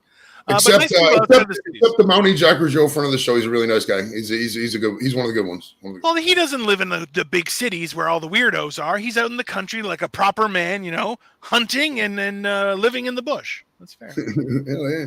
Shark Home Brewing, what's up, buddy? Chilling, man. He's out in California, dude. When was the last time you were in California, Dino? I've never been to California. Never been to California. Wow. I did Las Vegas for my dirty 30. That was enjoyable. But never been to California. My wife went before the pandemic for work, and she said the same thing. Was like, yeah, California had some really cool stuff, but also people are weird. Like, especially if you go like to Beverly Hills, I guess, or what? What are the fancy roads? Beverly Hills, this is the really big ritzy spot. Yeah, that's where. When you go to the ritzy spot, you're looking at people and you're like, yeah, these people are monsters. Like, it's a weird fucking place, right? But like in general, at the same time, fucking tacos. That's awesome, right? Like, well, dude, it's like Beverly Hills is like the land of complete excess. I mean, they got, they'll sell out of fucking Lucite dog collars at the fucking Gucci store. Yeah, but it's excess to the point where you're going, well, this is just weird, right? You're like, yeah, you don't need diamonds on the outside of your car. That's nuts. Like, this is the problem is I understand excess. Like, I'm Greek. I understand excess. I understand, like, a Greek person has to maximize his work as a payoff for the enjoyment of life. He will not work 1 second more unless it is contributing to his enjoyment of life, right? So there's that time barrier. Listen, man, if I'm not on the clock, do not fuck with me. I will cut you, okay? It is that cut and dry.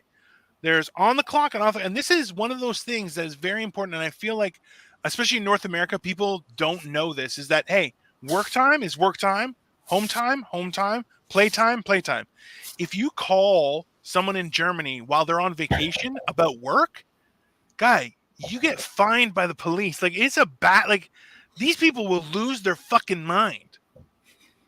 I think Char actually just subscribed to my channel. Hey, thanks. I appreciate that. I hope you enjoy the stuff I have. I try and make jokes as much as possible.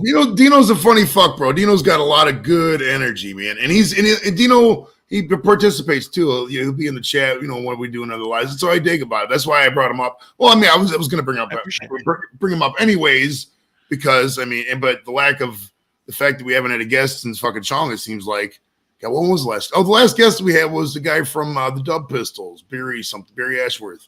That Cyclone song, he went up on a cycle from Tony Hawk too. He was a nice guy. He was from the UK. I love that you get some crazy guests. That's fucking cool, man. And even the fact that you had Tommy Chong, I watched that interview. It was fucking awesome. Dude, what? Other people have interviewed him, but you actually had a great conversation with him, and that was nice. That's honestly, like, that's what I try and bring to the table on my channel as well, is have a conversation. I don't need this bullshit. No, let's talk, man. Let's get to know each other. Like, fucking people used to make steel in this country. God damn it. I would love to be in a room with Dino and argue with him. Yeah, it's a fun experience, but I'm also scary. So, like, sometimes I get a little over anxious, and it's, because, like, from here, you're like, hey, it's fun, and ooh, it's loud. But then it's like, hey, I will fucking rip your arms off. And you're like, oh, that's too much. Hey, can somebody, one of the mods, several of you are modded. I mod a lot of people. One of you guys go into the description of this. Actually, I could probably do it. Hold on. If you go just Dino the Genetic Marvel. Yeah, he's the only Dino. You're awesome, Dino out there.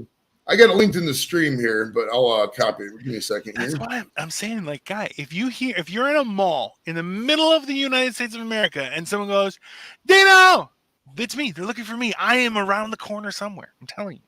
It's just I want people to just start screaming my name in fucking mall and see what happens. It's just funny. Yeah. Yeah. I actually,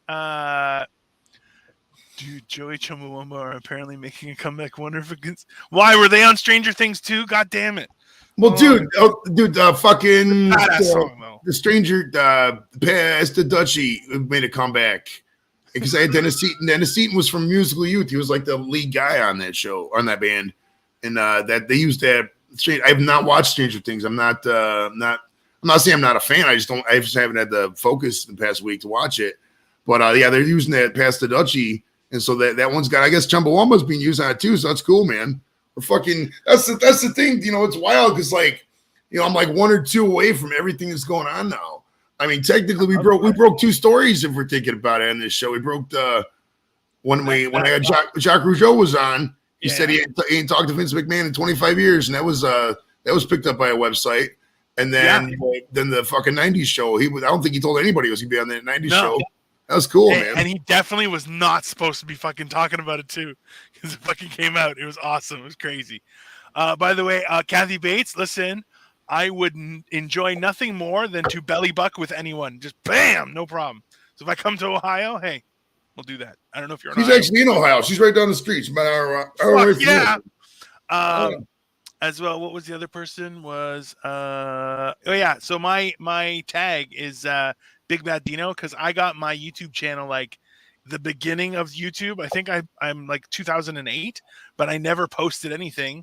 And then I posted like a couple comedy sets that were like horrible comedy. I think there's like 2 that are okay, maybe 3. Then a few that are dog shit. and then it's all been just like other shows and stuff. But I really only started posting a lot of stuff up until in like February, and now I've gained, like, I started with like 34 subscribers and like maybe 1,000 views, and now I cracked 20,000 views. Nice. I think I'm at like 30 watched public hours, and I think 65 or 66 subscribers. And I'm like, hey man, listen, I just want to make people laugh, right? I don't mind talking about politics. I don't mind talking about crazy shit like abortion and shit. They're like, yeah, sure, I'll talk about it. It's fine. And I try and give a balanced view of shit, but I want people to have a good time. You know why? Because life fucking sucks a lot of times. It does. And you know what? Like, why? Who made the decision that life should be dog shit? And I am actively like, man, you can choose to be happy or you can choose to be unhappy, right? Right. So it's just, she's a foul-mouthed Sicilian. Listen, you dirty wop. I let's fucking do this. I will go. Oh, I will fucking. Yeah, absolutely. Wops, I love fighting with wops. They're great. I gotta say, I had a couple people bear with me. Henry, what's up, bro? We're chilling. That's my dude. Henry, 420 outdoor cooking. 420 outdoor cooking. Yo, Henry, do you actually cook with like weed and shit? Because I'm getting more and more into the weed culture up here, as it's like not just legal, it is like Christmas up here every day. It's fantastic. Kathy is awesome, especially when she sits on your face and pedals your ears. I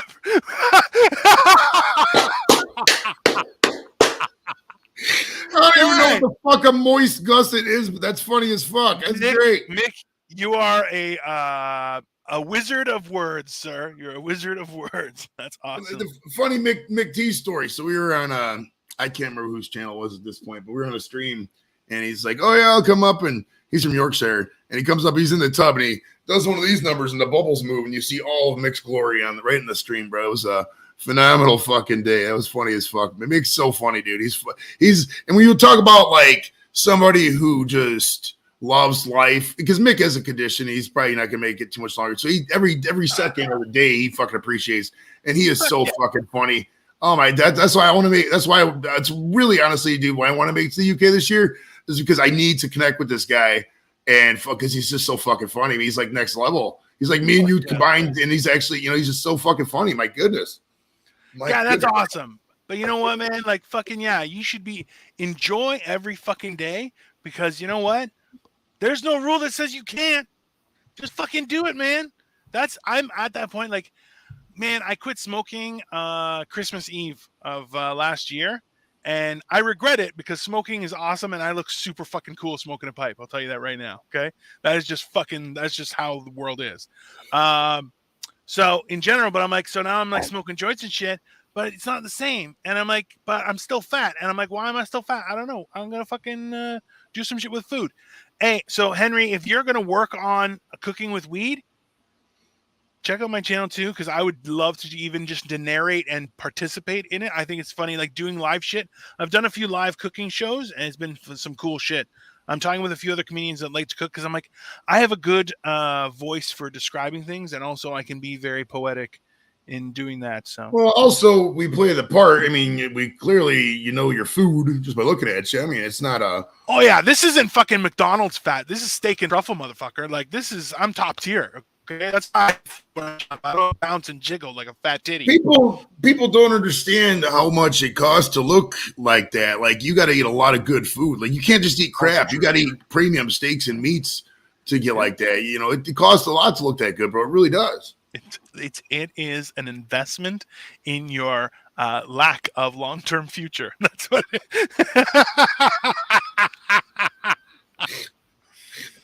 Right, you have to concede that you might chop 10 years off the back end if you're looking.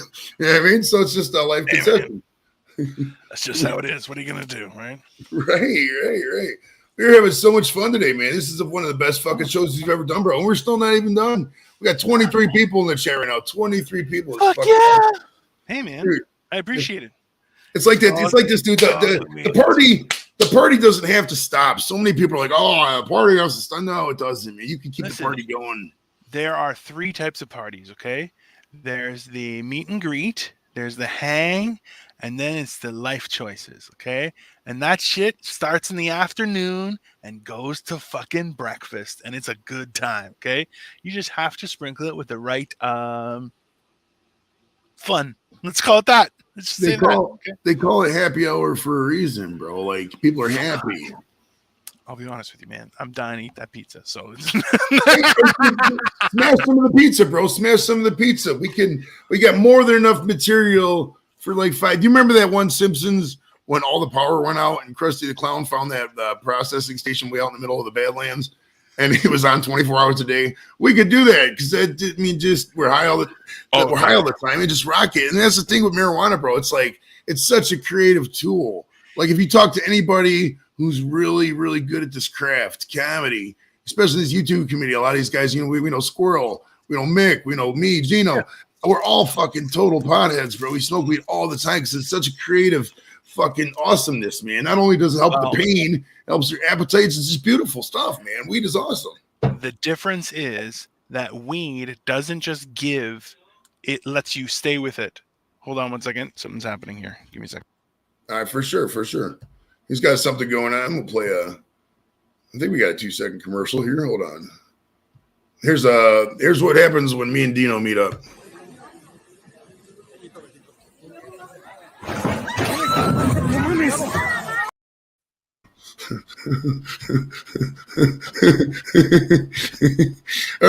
We gotta do that again. Because that was too funny. All right, so check it out. We got advanced footage of when this is the future, okay? So when Dino comes down to Cleveland, we meet up, and this is what happens.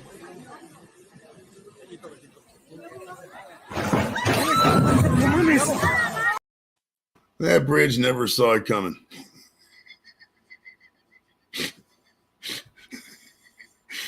Oh, my goodness. That's so fucking funny.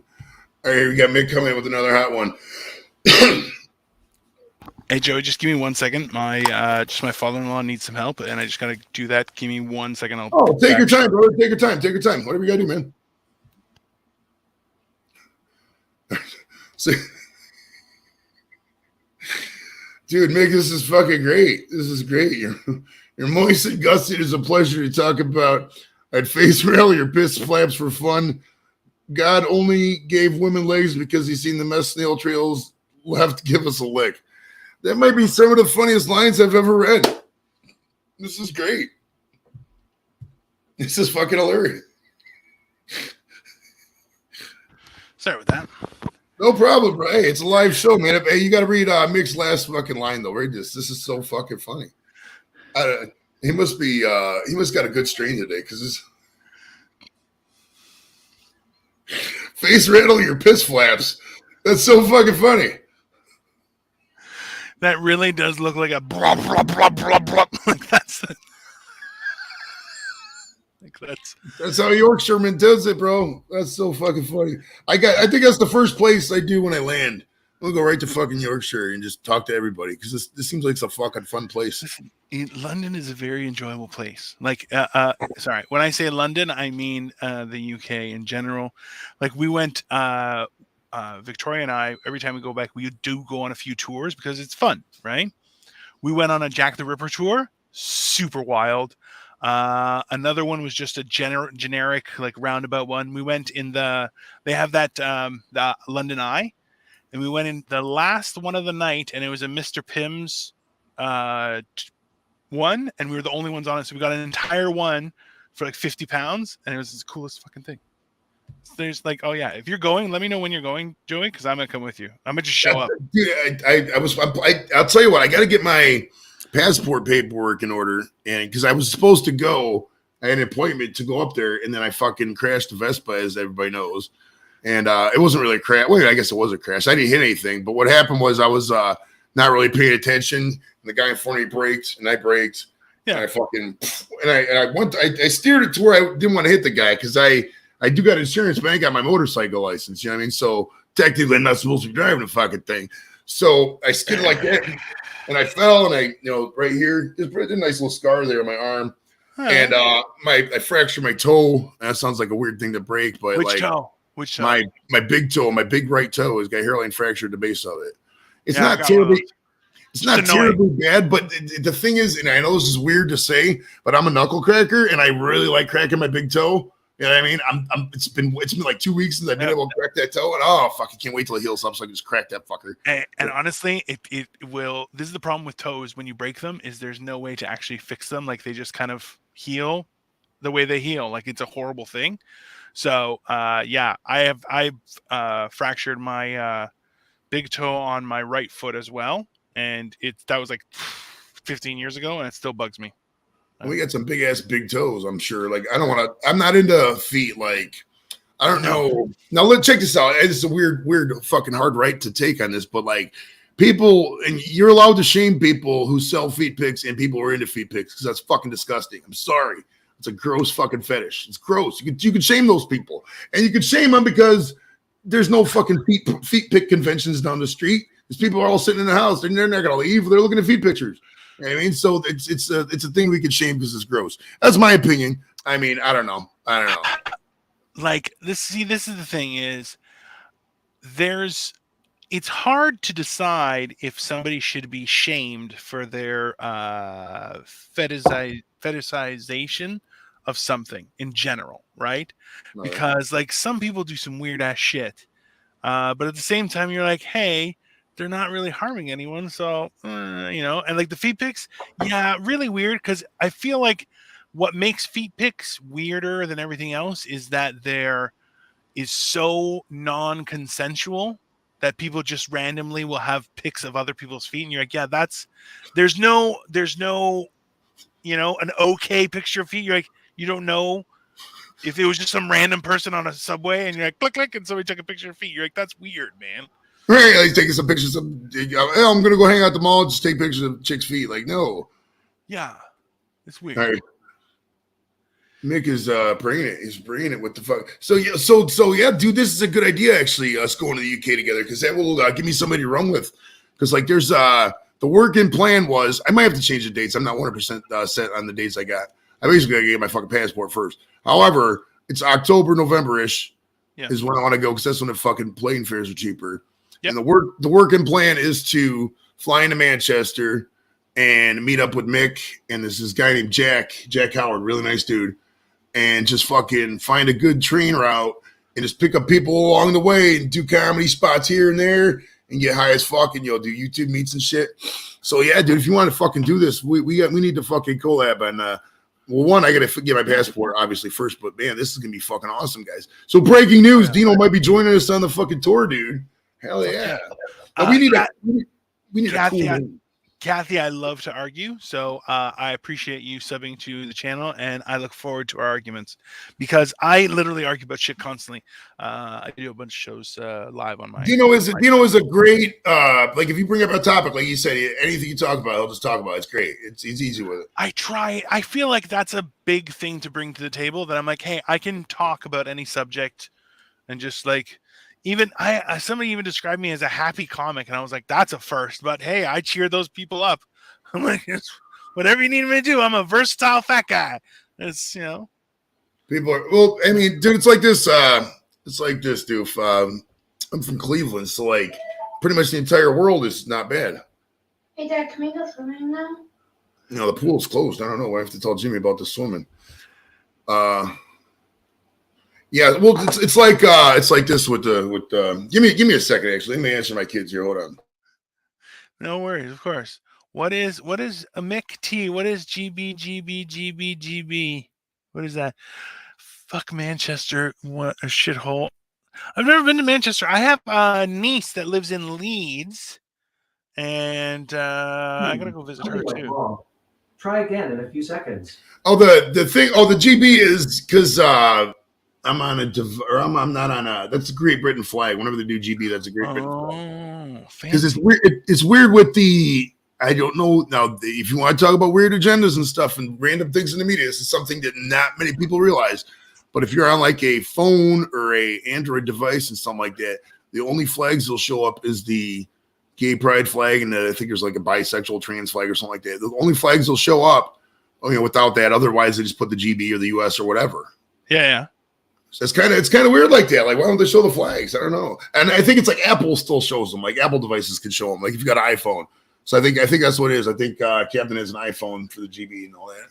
You know what? In all honesty, Joey, like I have a growing theory, and I believe, while controversial, I think it's actually accurate. Is there a very few amount of people that keep on trying to make us think that we're all fucking cunts, and you know what? I think we're not. I think we're like we can be cunty, but not all cunts. Is my channel TVMA? Do I? Oh yeah, I say shit, fuck, cunt, pot, piss, whatever. I don't care. Yeah, you say whatever you want on my channel. I don't give a shit. Just I try not to make it like I don't want to be sad. I want to be happy. So like if you want to burn me, yeah, fucking do that. But like you don't make fun of people just to make fun of them. That's not nice. Make it a challenge, right? Because listen, if you can out fat guy funny a fat guy, like you deserve props, right? But the fact is, like, people are like, "Oh, you're fat." I'm like, "Okay, thanks. 6th grade, good job. You're a loser." And yeah, I like to eat food. So and you got something else?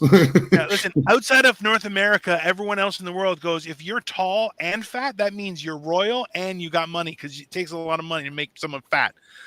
It's that simple, okay? You can eat more chickens than anybody else in the fucking village, bro. Exactly. Listen, but for some reason, and listen, this is the best part is my wife is hot, and that's confusing to a lot of people. And I'm like, yeah, I don't. That's confusing to me, man. I look like an ogre, but at the same time, fucking, I got personality for days, and you know, exactly. It's all about confidence and personality, bro. You ain't got to be that like something like that. It's about proportion, and right now it's just a very large canvas. That's not on me. That's just how math works. Okay, so. Everything okay over there? Let's see. Let's read some more. I'm in London, Ealing, Broadway, Ealing, Char. Let me see. Last time we were there, we stayed by Marble Arch, in London. I don't Union flag, not Jack Union. The Union Jack. See, I'm not good with. I try not to be political about stuff because it enrages me very quickly. So, I'll do. Yeah, mods can post emojis, non-mods cannot. Oh, really, Vanessa? That's an interesting thing. Everyone in the UK is fab. What's fab? What's FAB? Oh, fabulous! Charge is saying fabulous. I like the UK, but the only problem is because I'm humongous. People think I'm American. I'm like, no, I'm Canadian. They're like, fuck off, really? And I'm like, yeah. I'm like, it's the size, right? They're like, oh yeah, we just assume you're American because you're huge. I'm like, that's fair. So, fair. We got another singer from Mick. If you put him in a telephone.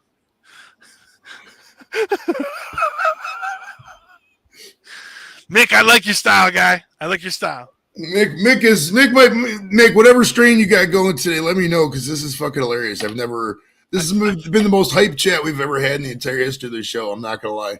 Listen, he's living life to his fullest, and I love it. I love it. Well, you gotta fucking live life. You really do, bro. If not, fucking why are you here? Like people are like, oh, I'm worried about this and I'm doing this, and just go outside and fucking smoke some weed and have some fun while you're wasting your time. And I mean, I don't get it. I don't get it at all, bro. Listen, it's the same like being racist. You're like, man, I can hate people for who they are in the inside. Why am I gonna waste my time with someone's color? That's stupid. Okay. I like to hate people for who they are. That's how I roll. What is it? Strawberry Jackery?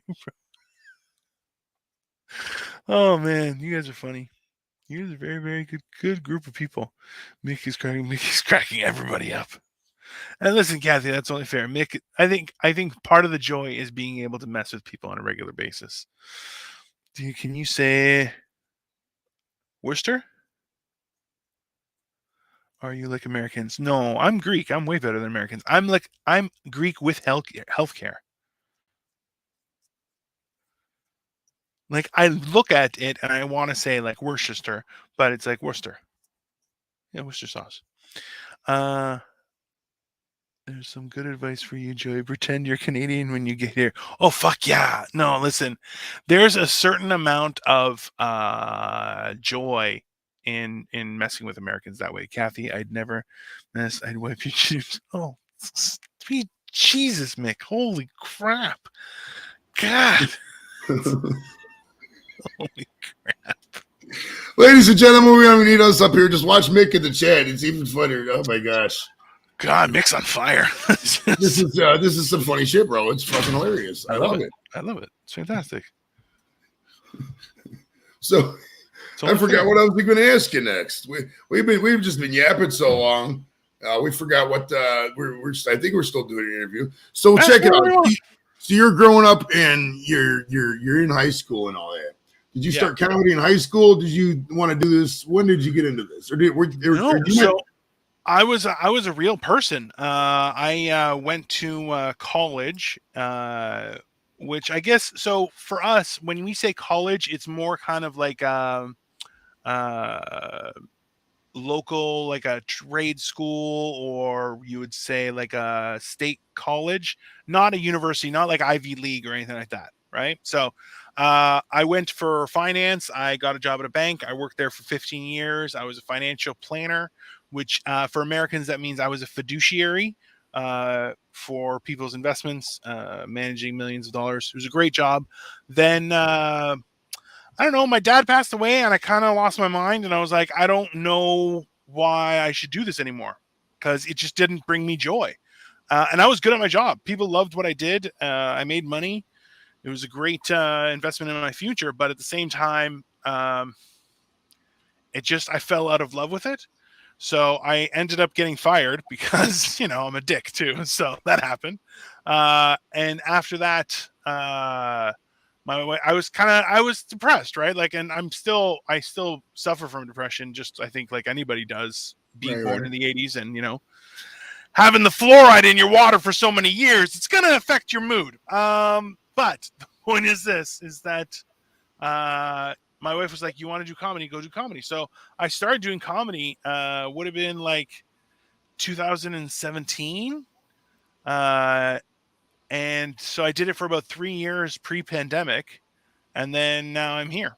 So yeah, it was just something I always wanted to do, and I made people laugh with my first set, and then just started now I just like making people laugh, and I'm like, eventually it's going to work into being able to make money somehow. Maybe YouTube is the future. YouTube is the future, in my opinion. Like, I started comedy about the same year you did, I think, 2017. And getting that first that set out, if you get that first laugh, that's such a key thing, dude. Because, like, some people, if they go up there, if you don't get a laugh, they're just never going to come back. They're never going to do it. So if you go up there and if you get a laugh that first time, that's okay. I'm hooked. I like it. And I let the lifestyle get up with me for a little bit, dude. I'm not going to lie. I fucking was running wild there for a minute, bro. Like, crazy shit. Yeah. Crazy shit I'm going to talk about this. But then, obviously, every time the door opens another window, whatever the analogy is with the door and the window. Yeah, I mean, and then fucking YouTube come out and boom, dude. Fucking it's fun out here on YouTube, man. It really is, bro. It's just one of the funner spots. Because it's like your gas is, I don't know what gas is by you, $5, $6, $7, $8 a gallon. For you, it's probably almost $2 a liter, something like that. Yeah.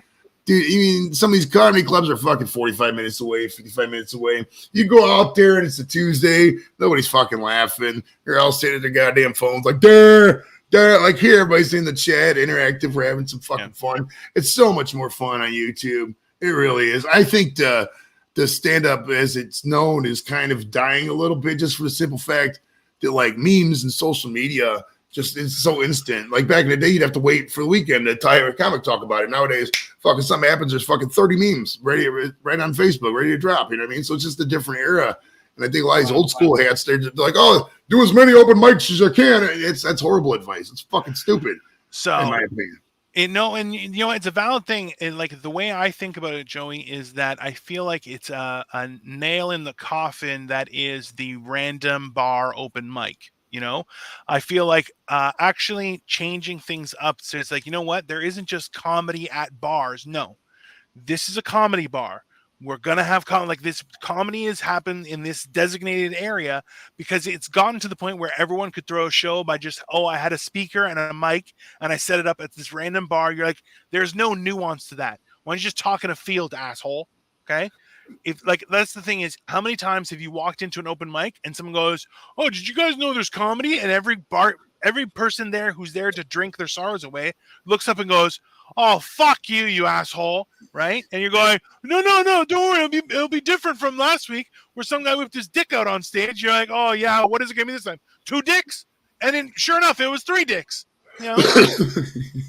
So Right. yeah, it's that idea where listen, there has to be and considering the climate of people's susceptibility to thoughts of importance for themselves, being able to disclose, say, hey, this is where comedy is happening from these times. If you're here during those times, you're here for comedy. So now the onus is now on you. So in the same sense, it's a real show where people get paid, people pay a ticket price, and also too, you can find people who have match your humor on places like YouTube, where it's like, listen, what better way? Nobody in your hometown wants you to be successful because we're all assholes. Okay, you got to leave your hometown. What better way to leave my hometown without paying gas, without getting a ticket, without getting a passport, on the internet for all to see? And look, I'm good looking from about Empire waist upwards. That's my hot commodity. Okay, I got sexy forearms. I even got the little divots right here. Okay, I'm like, listen, I could model from the elbow down. The rest, who knows? Okay, so You touched on something that drives me up a wall too, is that a lot of these guys just think they're either one, God's gift to comedy, or two, they're just such haters. Like, why is it like that? Like, why don't people want to see others succeed? Like, we need to get the corporations are what we need to be against. We need to be against this fucking sanitized bullshit that they pass off as entertainment. We need to all band together, but everybody's like, oh, let's do a contest and the winner gets $50 and everybody else goes home crying. It's a shit model, man. What's up with that?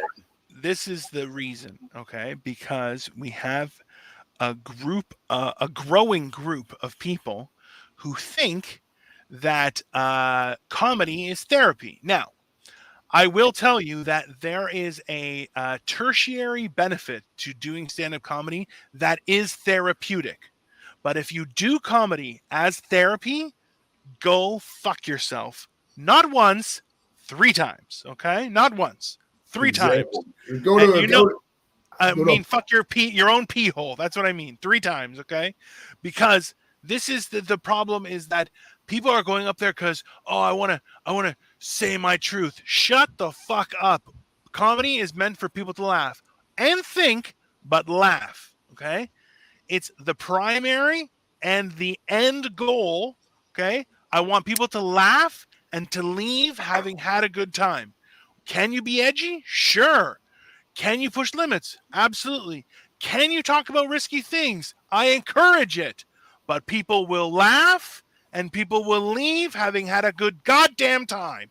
I don't think that's unreasonable. I think the problem is, man, people forget how to laugh. Like they want to get permission to laugh, and they look around and if nobody else is laughing, they're like, oh, why aren't you laughing? And it's like group in some of these audiences and I don't want to invoke too much politics, but for lack of a better term, woke comedy, bro.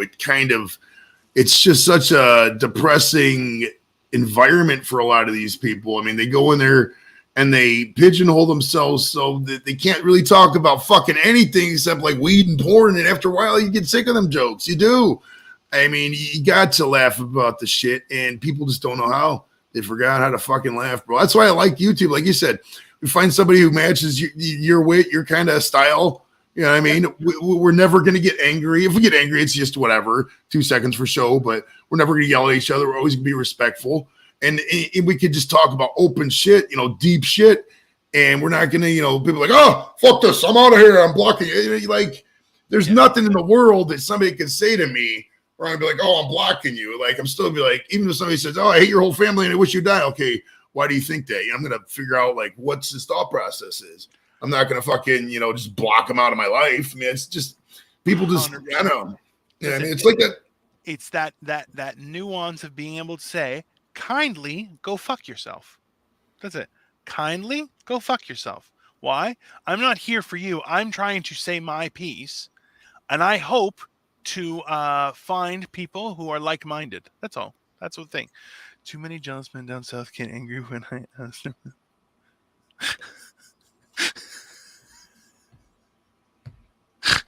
It's not right. So some of the biggest influences from my comedy, to be totally honest with you, El Doof, is going to be Jimmy Carr, Greg Davies, and Sean Locke. Rest in peace, Sean Locke, because that guy was fucking treasure. Frankie Boyle is very talented, very hilarious, seems like a little bit of a mean cunt. You know, like, is he funny? Yeah, but he seems like Jimmy Carr has a way about his words where he has bested you in words. That is a certain level of charisma that is invested time. Like that's a creative investment in your trade, in your art, right? Same thing like Greg Davies for me was a great storyteller. He's an enjoyable storyteller. And then you have guys like Sean Locke where it's like, listen, take what you know and flip it on his head and now approach it. And you're going, that's how you approach things. You have to approach comedy from a unique perspective and then get people to sign on to your cult. That's how you get rich. Right. Well, the thing about it, it's like this, man. People, you get lumped. People love throwing you into buckets. You know, if you're like, oh, I like saying what I want in comedy, I want to be able to have free speech and shit like that. People are like, oh, so you must be one of those right-wing Trumper guys because you're a tall white dude. You know, so I mean, there's a lot of stereotyping that goes the reverse way. People don't see that kind of shit, and it's like, no, that's not what I'm saying. I just want to be able to talk about certain things, and I'm a linguistic. You know, I try to be very linguistically, you know, entangled to the point where I can use words. And on Facebook, like I've learned lessons on Facebook. I know what gets blocked and what doesn't, and I haven't had a ban in over a year and a half. And I talk about some stupid shit on Facebook. But I always can do it now because you just gotta. It's working within the system to destroy the system. I mean, there was a line from I can't remember where it was, but they were analyzed. Do you remember the Frank Grimes episode of The Simpsons when Frank Grimes come in there and he's he gets all his degrees and does everything the right way, and then there's just fucking fat Homer just sitting there just skating through life. So, and you got to learn to exploit the system if you want to tear it down. And there's bullshit things within our system. But you can tear it down you still have to function within that system to tear it down. You know what I mean? So like revolutions aren't started by, fucking idiots running around anymore. It's not Viking era. We can't do that. You have to be fucking very, what's the word? Right. There's a nuance to it though, Joey, right? Like the idea behind it is that, so there's the example is you can be the ripest, sweetest, best tasting peach, but some people just don't like peaches. That's life, right? So in the same sense, like there's a huge environment where people get away with saying some very heinous shit, right? That's okay. There's a way that you deliver it. There's a certain level of orchestration or word wizarding that you have to do to get to that point and have it be accessible. That's a beneficial thing. Right. But that's time invested, experimental. Like, listen, there's times where I've said shit and it did not get received well. And, all I can do is learn and be better next time. Right. So exactly. There was some questions. British or American comedy. It's very tough. Okay. My funniest YouTuber. I believe it's B. Dylan Hollis does these shorts from TikTok, and now he's on YouTube. He does longer videos on it's cooking, but he's a very charming young gay man. It's very funny. He's a very funny, witty retorts. It's very enjoyable. Good vibes to everyone in chat that I have missed. Hey, good vibes to you too, Henry. It's like this too. People, it sounds trite, but people just enjoy this kind of banter because, like, a lot of people, we don't have the bars like we used to back in the day.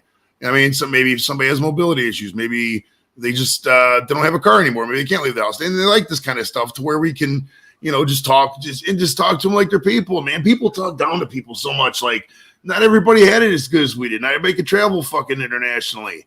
You know what I mean? Some people are stuck in a certain area for a long time because of whatever reasons.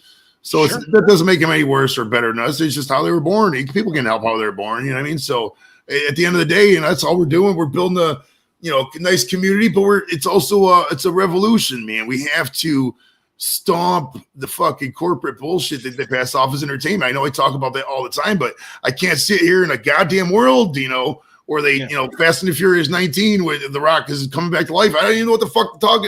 And this shit makes $1 billion. $1 billion fucking dollars every fucking movie. This shit makes no sense. People are brain dead. I made fun of there's this movie, it was called The Emoji Movie. I made fun of every single fucking person on my timeline who said they were going to see the Emoji Movie. Like, of course. Dead. Like, no, they no, it's no, no. Don't you're not a good parent if you took your kid to go see the Emoji Movie. Fucking go out there, go to the park, throw the ball with them, do something. Don't go to see the fucking Emoji Movie. Hell, watch 10 minutes of us. Come in here and just bring them to the bar. We'll have some fun. We won't swear for 10 minutes. 10 fucking thousand times better than the goddamn Emoji Movie. On a side note, have you thought about going swearless? I could do swearless. I could for sure do swearless, but at the end of the day, I want a world where I have the option. You know what I mean? Okay. And that sounds Thank silly. you. And that No, sounds silly. no, it's not silly at all. I agree with you 100%. I'm of the same mentality. With regards to British or American comedy, listen, I love the creativeness and the nuance of British comedy, but I like the pay of American comedy. That's just how the world works. The Brits have a great wit about them, and I think there's such a connection, man. I don't know how it's gonna work, but I just feel provoking. Well, you know how when you feel vibes and shit, right? You know, you've been around for fucking many years, you feel vibes. And I feel that the English stay this fucking way of just the humor, and there's a connection there. And I think there's a lack of American comics who know really like America's. A lot of American comics are very egotistical. They don't take the time to learn the other cultures. You know what I mean? Like, oh, America, here's my cowboy hat and my belt buckle, and fuck the rest of the world. You know, if you just these people are fucking hilarious, dude. Get to learn the English, get to learn the different areas to. You know, Yorkshire and fucking Leeds and all them little tiny cool fun cities, bro. It's a fun culture. America is just like the UK. It's literally the same place. You know, they just got sick of coming over here. So like, fuck it, go ahead. You can have it. You know?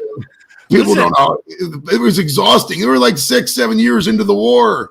I mean, imagine being away for 6-7 years. You're like, fuck this. I'm going back home. You guys can have that fucking place. Yeah. Eat my ass. No problem. I'm not interested. Just fucking take it. El Doof, that song that starts off slow, it's called you can Google it as Zorba the Greek, but it's gonna be Zembekiko. But there's actually a song, it's called Zembekiko. I danced it at my wedding. It's called Zembekiko tis Eftichias is the word, and it's a very, very nice version of the song. So it's a specific beat of that song that slowly gets faster and faster, which is a regular Zorba, but there are variations to that same rhythm and expanded, and that one is a really creative one. If you ever Google it, it's very cool. There's also Greeks in the UK too, and there's Greeks in Germany. There's Greeks everywhere. We feed the masses. It's very good. Frankie Boyle just became dull and predictable. Yeah, because there was the same note. Is fucking hate that guy. Yeah, Frankie hates people. It's funny, but at the same time, you're like, hey man, like we can choose to be negative or positive. And you're like, yeah, I spend you know how hard it is to be negative? God, what a waste of fucking time. The thing about roasting in that style is that like it's a serious art to where if you got to be able to roast but not totally destroy the person. You know what I mean? Any dumbass can be like, oh, there's a fat guy, he must like to fucking eat. You know, that doesn't do it. But if I come in like, oh, here's the the cast off from my big fat Greek wedding. You know, what are you doing today? You know, wrestling with Bruno Sammartino. It's just you got to be ingenuitous about it and not hurt the feelings. So many people are just coming in just like, oh, fuck this guy. That'll eat at your soul, man. It really will.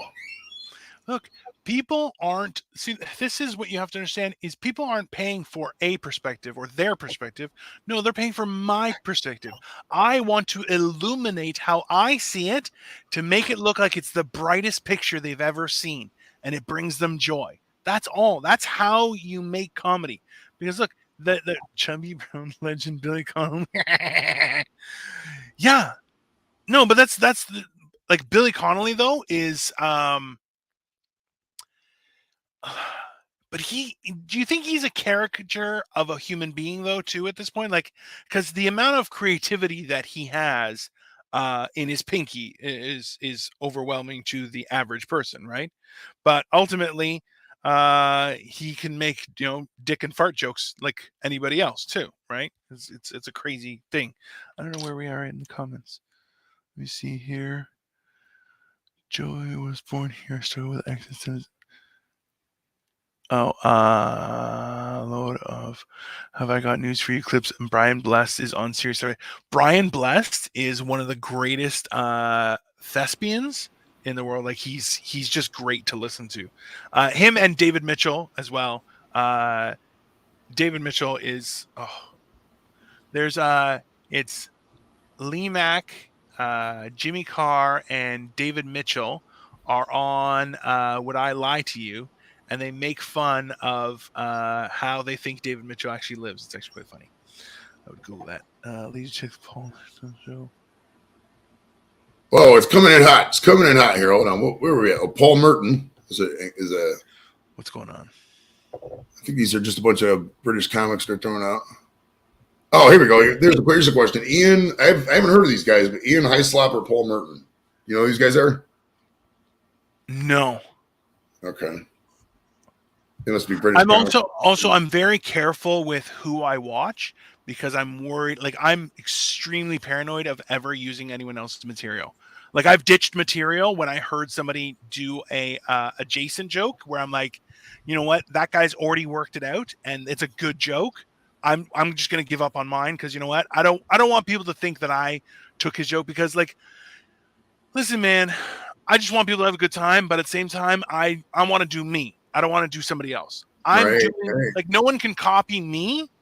Like you see how so many people they're actually getting millions of views on TikTok by not even saying the words. They just pretend to say the recording of some other comedian. You're like, listen, man, you're not even pretending to say the words and you're getting famous. Eat shit and die. Okay. Like eat shit, at least memorize it like an actor and try and act it out. Right. So that's why I'm like, no, if somebody does that, they're like, oh, I know that's Dino the Genetic Marvel 100%. Because that's my voice. You can't steal what I have made my own, right? Dude, don't get me fucking started on TikTok because it's like this, man.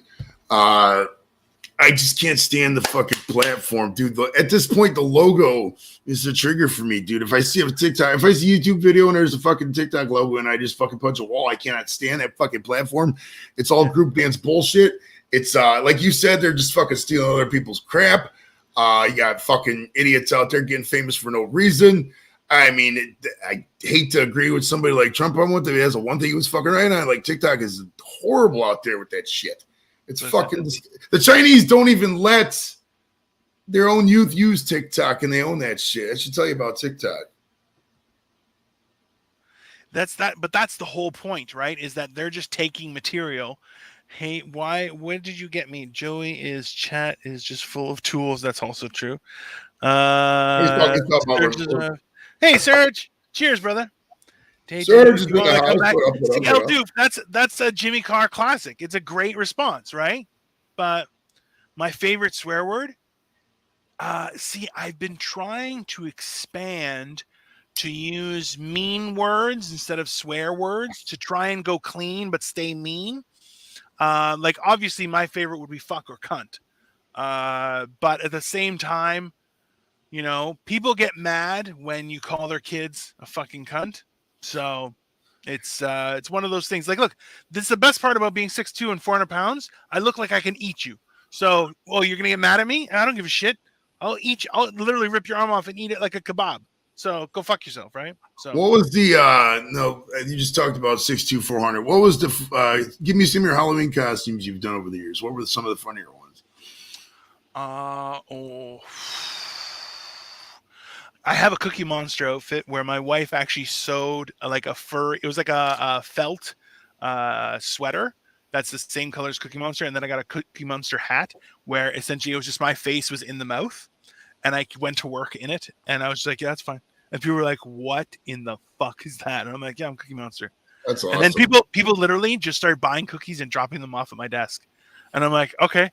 And then it started circulating, and people were like, "Oh, check in on Cookie Monster," and I had to eat a cookie every time somebody sent an email around. It was weird, but yeah, that. I also did I guess it was a serial killer. I was wearing like a thing of coveralls. I had like cartoon fingers, like a glove that looked like cartoon hands, and then I had this a bunny mask, like a hard plastic bunny mask that was like just too small for my head. And then I would just look at people and just start tilting my head. And it was fucking terrifying because I fill up an entire door when I stand inside of it. So, yeah. Dude, that reminds me of, I've done so many costumes. I try to not repeat. There's probably like 15 different costumes I had. Basically, if you want to do a good costume, just whatever people say you look like, just go as that guy and you're good to go. But like the one year I was a security guard, it's 99, this is going back way many years. But I was a security guard at this law firm in downtown Cleveland. It's Thompson Hine. I don't know if they're still around, but they were in Key Towers, the tallest building in Ohio. Yeah. And I had to tell this cleaner something. And my fucking costume was, I had the hockey mask on, and for some reason I had this fucking Montreal Expos hat. I got at the Value City for like $2. It was just a fucking Jason mask and a Expos hat. And I had to tell this cleaner something, and she was vacuuming in the floor. And I there's no way to not get her attention without scaring her. So I just sat there on the desk, and she turned around, bro. And I've never seen somebody get more scared. She's like, oh my God. Guy, listen, there's nothing. If you can get a good scare, so up here, there's a castle inside Toronto. It's called Castleloma. And it was the castle that they used in a lot of the X-Men movies. So, excuse me. So that castle, they turn into a haunted house every year. And it is the coolest fucking thing. And then people will scare the shit out of people. But yeah, I stopped dressing up this year. Like going forward, I think I'm just going to put on like one of those old man hats and pretend I'm Dom DeLuise. If you don't know that, then go fuck yourself. Dude, I've been going back. I've been a Carrot. I've been Bull Shannon from Night Court. I've been Private Pile from. Oh, you do look like fucking Bull. Holy shit, you fat fuck. Oh my God. Let me pull this up. Do you know how many times I've looked back? Why do you look so familiar? You look like Bull from Night Court. Holy shit. They used to call back at basic training. They used to call me Bull. I gotta find this thing. It's on Facebook. Let me pull this up. You're gonna fucking. You're like, jokes. Wow, guy, that's so jokes. Guy, the entire time I've known you, Joy, I'm like, I don't know why you look so familiar, and it's fucking that. Oh my God. You know what? I apologize that I didn't see it sooner, but at the same time, I'm usually high every time we interact. So it's just. This is 2006. Fuck, 2018. 2018. I went to the bar down the street. I won the contest. Absolutely. That should definitely be your go-to guy. That's hilarious. So I've been him. I've been obviously Private Pile from Full Metal Jacket. I've been. Now the funny, you're like this. You don't know this one because you're up in Canada. But in 2016, during the presidential debates, there was this guy named Ken Bone, and he asked a question. He was known for his really bright red sweater and his fucking, just the sweater was what everybody knew him for. And the second I saw that motherfucker, I was like, oh, I'm being that guy for Halloween, dude. And it was went out and got a sweater. Oh, it was the best costume. I think that at the time for the topic. With the election coming up, it was just such a great costume. And it was funny, because like we went up to the church. The church has the kids' school is up, they go to private school, and they had a dance up there. And like there was 3 or 4 kids dressed up like Ken Bone. And we took a picture. It was fucking hilarious, bro. See, okay, Babton, I'm the same. Like I'm not hugely keen on Halloween just because I have a healthy respect for the dark side of the universe. But at the same time, you're like, it's also just a good time and a great time. The day after Halloween is fat guy heaven for cheap candy, right? So Joey's face used to be on a lot of milk cartons too. I feel like that's more so he just put a sticker on all of them and was like, fuck you guys. The interesting thing about Ken Bone, though, is that he was actually on the show. I had him on for, it was episode 69, and I was trying to get a porn star on to be ironic. But, man, those people are impossible to get a hold of. They cannot get a hold of any porn stars, dude. So my buddy Josh was like, dude, check out Ken Bone. I was like, fuck it. And I just emailed him. He said, sure, why not? And that night we did the show. And he wasn't, and he hates that fucking sweater, dude. Like, he abhors it. He hates that fucking thing. And he does cameos and shit. So he'll put it on for cameos. But, like, I was showing him, like, the pictures of me dressing up for him. I could tell he wasn't impressed. He's like, I hate that fucking sweater. He just doesn't like the sweater is all it was. Guy, listen, it's like that guy from Fire Island being known as the guy who's going to suck dick for water, right? You're like, you don't want to go viral for the wrong reason. And sometimes that's all you got, man. That's just how it is. Can you use your phone? Guy, this is why I love doing things live. My wife is like, hey, let me know when you're done your interview so I can come in. I'm like, just come in. It's not going to end. I'm like, me and Joey, we will never stop talking. The only reason I can stop is because I'm like, hey, I should finish my Lego build, which is still just staring at me. I want to eat my pizza. I want to smoke another joint. And I have comedy at 9 p.m. With your guys. So. Yeah, we're out here. We got about 15 more minutes we're going to go because I promised Jimmy to go to the lake. There you go. Nice. So, yeah, so follow the advice. Check out, subscribe to Dino, man. Subscribe to me and Dino. If you're in here, you've already subscribed to me. Yeah, if you're watching this, I mean, there's 20 people watching. You know, you're obviously already checking us out, but give Dino some love, man. If you like what he's bringing to the table, man, he's a funny fuck, bro. There's not many of us out there. We're one of the 5%ers tonight. Real recognizes real, as they say. That's why. You know what I mean? I will give you original content, and we can get as serious or as silly as you want. I will still make fun of you. No problem. Exactly. Fucking A, man. Fucking appreciate everybody who comes over to the channel by all means. And listen, you know what? I want to collaborate with you too, Joey. I'm going to have you because we have I'm on a show called Generation Dan, which is a bunch of comics from different generations. Okay. So I'm Gen X, it's Gen Y, and Gen Z. So we always go back and forth. So it's Generation Dan podcast. Okay. And that one, we're also doing some relationship advice now too. So I'm thinking I'm going to have you on to be interviewed. Because it's just a fun little 1 hour thing. We record it in advance just because one of the guys is in LA, so he always has some weird stuff, and he gets all sorts of crazy people. We had a few comics you might know. We had one guy who was Mr. Kraz from American Vandal. We had I'm going to say somebody from Shameless. It's the new Fiona, I believe it is. And a few other people. So, nice. Where's Sailor Parent from? Is from Alaska, right? Also, My Dirty Nightmares. Because let's be honest, she's hot. Okay? Have you ever been to Alaska? No, but I was in a class for financial planning with a guy who worked in the Yukon, and I was like, that's fucking weird. And he goes, it's a weird place to live, but it's a lot of money up there too, right? Dude, I'll tell you what, man, Anchorage, Alaska is one of the best kept secrets in the world, dude. It's a fun fucking town, man. It's just such a great vibe up there, man. There's my two favorite bars, dude. There's my favorite bar ever is called Chilkoot Charlie's. It's right up there. It's so fun. Look it up. You got to look it up to get the experience. Ask anybody from up there. They call it Coots. It's such a great time. And the Great Alaskan Bush Company is easily the best titty bar I've ever been to. It's so fun, man. I love a good titty bar, though, man. Like that's. Hey, listen, if there's good food and a good titty bar, let's go tour it. By all means, listen. I can literally do an original set of half-hour material on a daily basis. I'm doing it on all the shows, so I'm like, yeah, I'll happily do it for money. I just need. This is the thing is, I'm the talent. I don't want to have to do all the other work. I need to rejuvenate, which means I need to get really high and think for my own. I can't be bothered doing shit, so I need somebody to manage me. But God willing, someday we'll have an empire, Joey. They'll approve your monetization, and then you can just be the first one that hits it, and then we'll all be famous. It'll be fantastic. That's how it is. People take you seriously when you can show that you can make them money, is what I've deduced.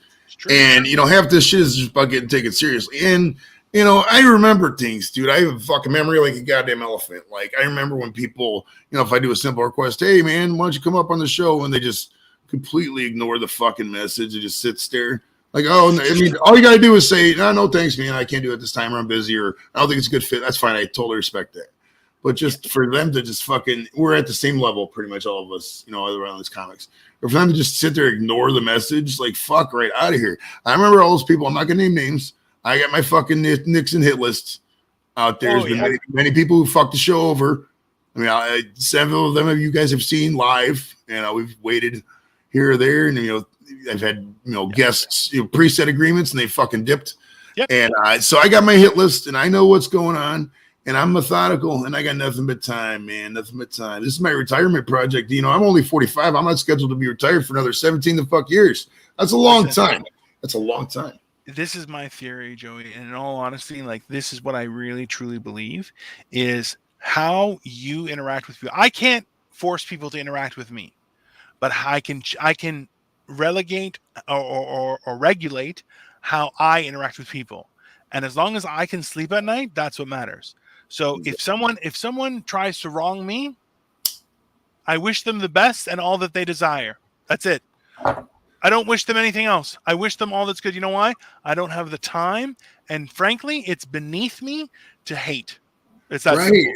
Hate and jealousy are two of the most wasted emotions ever. Like, if somebody doesn't like me, fine. I just move on. Whatever. Good luck in life. Have fun. I'm not getting no hard feelings. Well, That's the difference between envy and jealousy, though, right? Like one of them is, hey, I'm envious of you and all you've achieved, and I hope to do it as well, and I support you. That's okay. But when you're like, oh, I should have done it instead of that person, you know what? The fuck you should have. You're a loser. Right. You didn't take advantage of opportunities. People don't see the hustle and the grind in a lot of this. I mean, we act all aloof. But dude, I mean, I've been on YouTube streams for 3 years, 5, 6, 7 hours a day sometimes, sharing the product. I mean, think about that in terms of open mic time, bro, back in the day. We'd be at Chappelle level if this was open mics and the way we do it. There's a great craft on this. People don't realize the how much freestyle, how great we are. It sounds like we're talking this up, I know, but it is what it is. I mean, go out there, find other channels like us. They don't exist. There's a couple of them, but there's not many people who got the pros and the wit and they know how to just constantly bring it on a daily, nightly basis. Like guys like us, man, it's a really lost art, man. Everybody else is just fucking shit jokes and, fucking talk about Johnny Depp. I mean, it's just no content there, bro. It's about being a conversationalist and not just, oh, I'm going to make some jokes. No, man, I'm going to have a conversation. I'm going to touch your soul. Not hard, just a ding. That's it. And by the way, okay, so Kathy, just so you know, it's not that I hate no one. I just don't waste my hate. I'm like, I hate a very, very specific few people with all of my principles. That's just to be clear. I'm not better that much. I'm just, I'm Greek better, not like saint better. That's just to be clear. All right. So what's your favorite breed of dog? Do you have one? Tibetan Mastiff, I think. The big one, or Rhodesian Ridgeback, used to hunt lions in Africa. Badass dog. Badass dog. Fuck yeah. I like the big, Kim likes them Burmese dogs, the Burmese mountain dogs or whatever. They're so fluffy. Oh, the Tibetan Mastiff and the Burmese mountain dog, those two where you're going, yeah, it's like a mix between a horse and a bear. That's hot. That's something you could bring to fucking war, That's awesome. Oh, yeah. Where's the time of the healer full of shit I never got to? Accurate, but but I hate Blake Lively's looks. Yeah, well, thank you, Joey Dino. You're 6'2". Most people are beneath you. Hey, oh, that makes me sound a little bit like a slut, but that's okay. How you doing, Wolf? There are many people I would love to punch in the throat. Oh, definitely. There's a lot of politicians on that list, I think, to start. Just definitely like rock, paper, scissors, throat punch is definitely something that should happen. The people I think that I would love to most slap are just the people who have never been told no. I don't even think I would really want to slap them. I just want them to get their hopes up for a big project, and it's me just going there like, no, this isn't happening. Just the project is done. I want them to know that I have the audacity. I have the audacity to smack you right in your dirty fucking mouth. That's what it is. Listen, it's a certain check and balance. I have hate in me, but I do my best to keep the safety on the trigger. Like, for sure. Listen, hate isn't... So, okay, this is what I've been practicing the last few months, and this is why I've started posting on YouTube, because I'm like, you know what? I have something good to say. Now, so hate, okay, it stews in you. It develops its own, right? Now, listen, hear me out, because a lot of times you say, hey, your hate, you end up passing it on to other people, and it's how you react with people. Now, I'm not going to say that hate doesn't have to go somewhere, but also you should know that somewhere can be nowhere. So you can just let hate go. That's it. Just away. And it's a weird thing to think of, but I'm telling you, it feels a lot fucking better. It's true. It's like this. I mean, say that somebody just really, they get on your nerves or whatever. I just don't care. I mean, smoke some more weed at the end of the day. I mean, it's not hard to forget. I mean, that's the beauty of weed, is that you'll forget the hate. You just don't care. I mean, whatever. Somebody doesn't like you, whatever. Fuck it. Move on. It doesn't matter. See, and Bapton, I disagree with you there. It's if you're not getting hate from people, you're not trying hard enough. That's more so. Like, I don't know. That's a waste of me as a resource is wasted on hating people. But if people don't hate me, I'm not trying hard enough, right? I'm not trying to breach that next level. Exactly. What are your thoughts on Piers Morgan? He's a filthy cunt, right? Like, listen, his ugly fat face on his weirdly not thin fat body can go fuck itself. That's my opinion. I agree. I mean, I don't like virtual signaling, bro. I don't like people who are like, oh, if you don't do this, you must be blah blah blah. No, dude, you got to listen to all the diversity of opinion in all of the world, man. You really do. Like, for every crazy thought process, there was something that got that person there. You know what I mean? For the most radical of viewpoints, and some people just don't know any better, bro. They just don't. You know what I mean? If they're growing up in a world where all they see is the same thing over and over, they're not gonna learn or grow. They're not gonna experience shit. They're not gonna back in the day, people go away to college, and that's usually how they got it. But nowadays, that's gone with the remote learning environment. So you just gotta look at to see how people think. If you see how people think, you get to empathize with them more. You know what I mean? I have an example of this.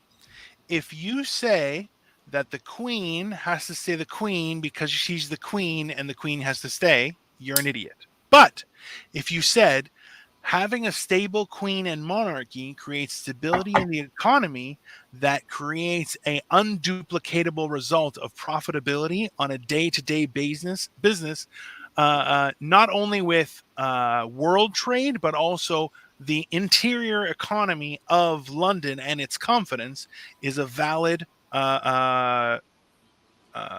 aside from having a strong monarchy. That is a reasonable, thoughtful thing you've come up with yourself.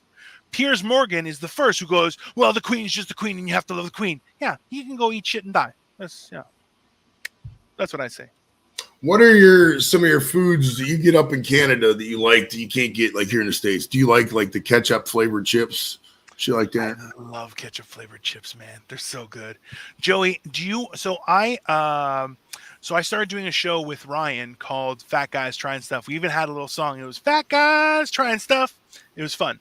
But it never did get released. So I think Ryan might still release that stuff. But I have snacks that I get from like crazy stores, and I'll happily ship some to you and we can try them online. Nice. My boy Jimmy, he loves the ketchup chips, and I had to get this box from because you had to go on Amazon because if I get people shipping from Canada, it's still gonna be $30 on their end anyways, so it's like whatever. So I just go on Amazon and it's they're like Hers, HERRS. Oh yeah, you get those shipped down. It was a big box. Jimmy liked that. I mean, the regular bag of Lay's is like fucking $8. I ain't paying $8 for a fucking bag of Lay's. Fuck out of here. Listen, actually, you want some really good chips? Walker's caramelized onion and balsamic vinegar out of the UK. And I'm telling you, they will change your life. We've actually had Walkers, I think. Didn't we have Walkers, Jimmy, the one time? A lot of people like prawn. And I'm like, that's dirty. It's gross. But British people love it. It's fine. But Walkers, it's the Walkers, like a fancy edition, like Walker's Delight or something weird like that. But it comes in a black potato chip bag. It's very cool. And that was caramelized onion and balsamic vinegar. Was delicious. Oh yeah, I mean that's the fun thing about YouTube is that when you meet the other people, you want to try their shit, they want to try your shit. So you do snack exchanges. I sent out some stuff. My buddy Liam, his name's Travel and Brews, is his channel. He's gonna send us some Jaffa cakes and some other stuff that my kids like, and I'm gonna send him some. I sent him. He's probably not watching right now because he's probably sleeping. But I sent him some moon pies. Yeah, a bag of cinnamon toast crunch. I sent him some Oreos, obviously. What else? There's one other thing I sent. It was like some Chips Ahoy or something. But you should get a kick out of that, man. It's gonna be fun. Yeah, no, like that's the thing is we have a lot of really big Asian grocery stores here, some Korean, some Japanese, some Chinese. So we get some like really wild, like I have a package of Lay's cucumber, which is, I'll tell you right now, the most refreshing potato chip you will ever experience in your life. I shit you not. See, we got the dill flavored, the pickle flavored chips. I've never heard of the cucumber. I'm telling you, okay. It's a look, think about it this way, okay? Like a barbecue starter snack of like some strips of cucumber with a little salt. It's a nice, refreshing little amuse-bouche in chip form, man. I'm telling you, it messes with your whole brain. Chips are so good. I love potato chips. They call them crisps over in England, I guess, but like I eat so much more. I eat way more potato chips than I need to, bro. They're so good though. Listen, dude, but potato chips are not good for you. Like Nah. in any version, quality level potato, different type sweet potato. Not one is fucking good for you, man. Air I know. fry it, it's still not good for you, but god damn it, I will die for them. I don't give a shit. I love potato chips. That's a good note to end the show on. So listen, guys, if you want to see more of Dino, just let me know, man. We could bring him up not anytime. He has a life, but I mean, we No, I talk don't. quite a bit on Facebook, but he doesn't have a life. But yeah, so let us know, man. We'll do some more shows. He's in the community, bro. You're dubbed in the STD army, bro, or whatever the fuck we call it. You know, you're one of us now, bro. So you got to be online all the time and have no life. You just roll with it. Yeah, check out Dino and check out everybody in the chat who has a channel. We do this all the time, man. YouTube's constantly popping, bro. It's great. It's fucking great, man. I feel like the best way to say this is, hey guys, I checked and I'm STD positive. There you go. Hell yeah. So thanks, Dino, for coming out. Thanks for all the chat for showing up, man. I'm probably gonna keep going with these 4:30, 5:30 shows because it's a great time for the Brits. And honestly, it frees up my Friday night so I can spend time with the kids and shit like that. So Listen, hell yeah, man. I'm gonna do the live streams of the Lego construction, and then I can come pop over and we can hang out every day. I got nothing to do, and I love the people here. You guys are all dirty perverts, and I love it. Hell yeah, man. All right, we'll talk to you guys later. Bye, everyone.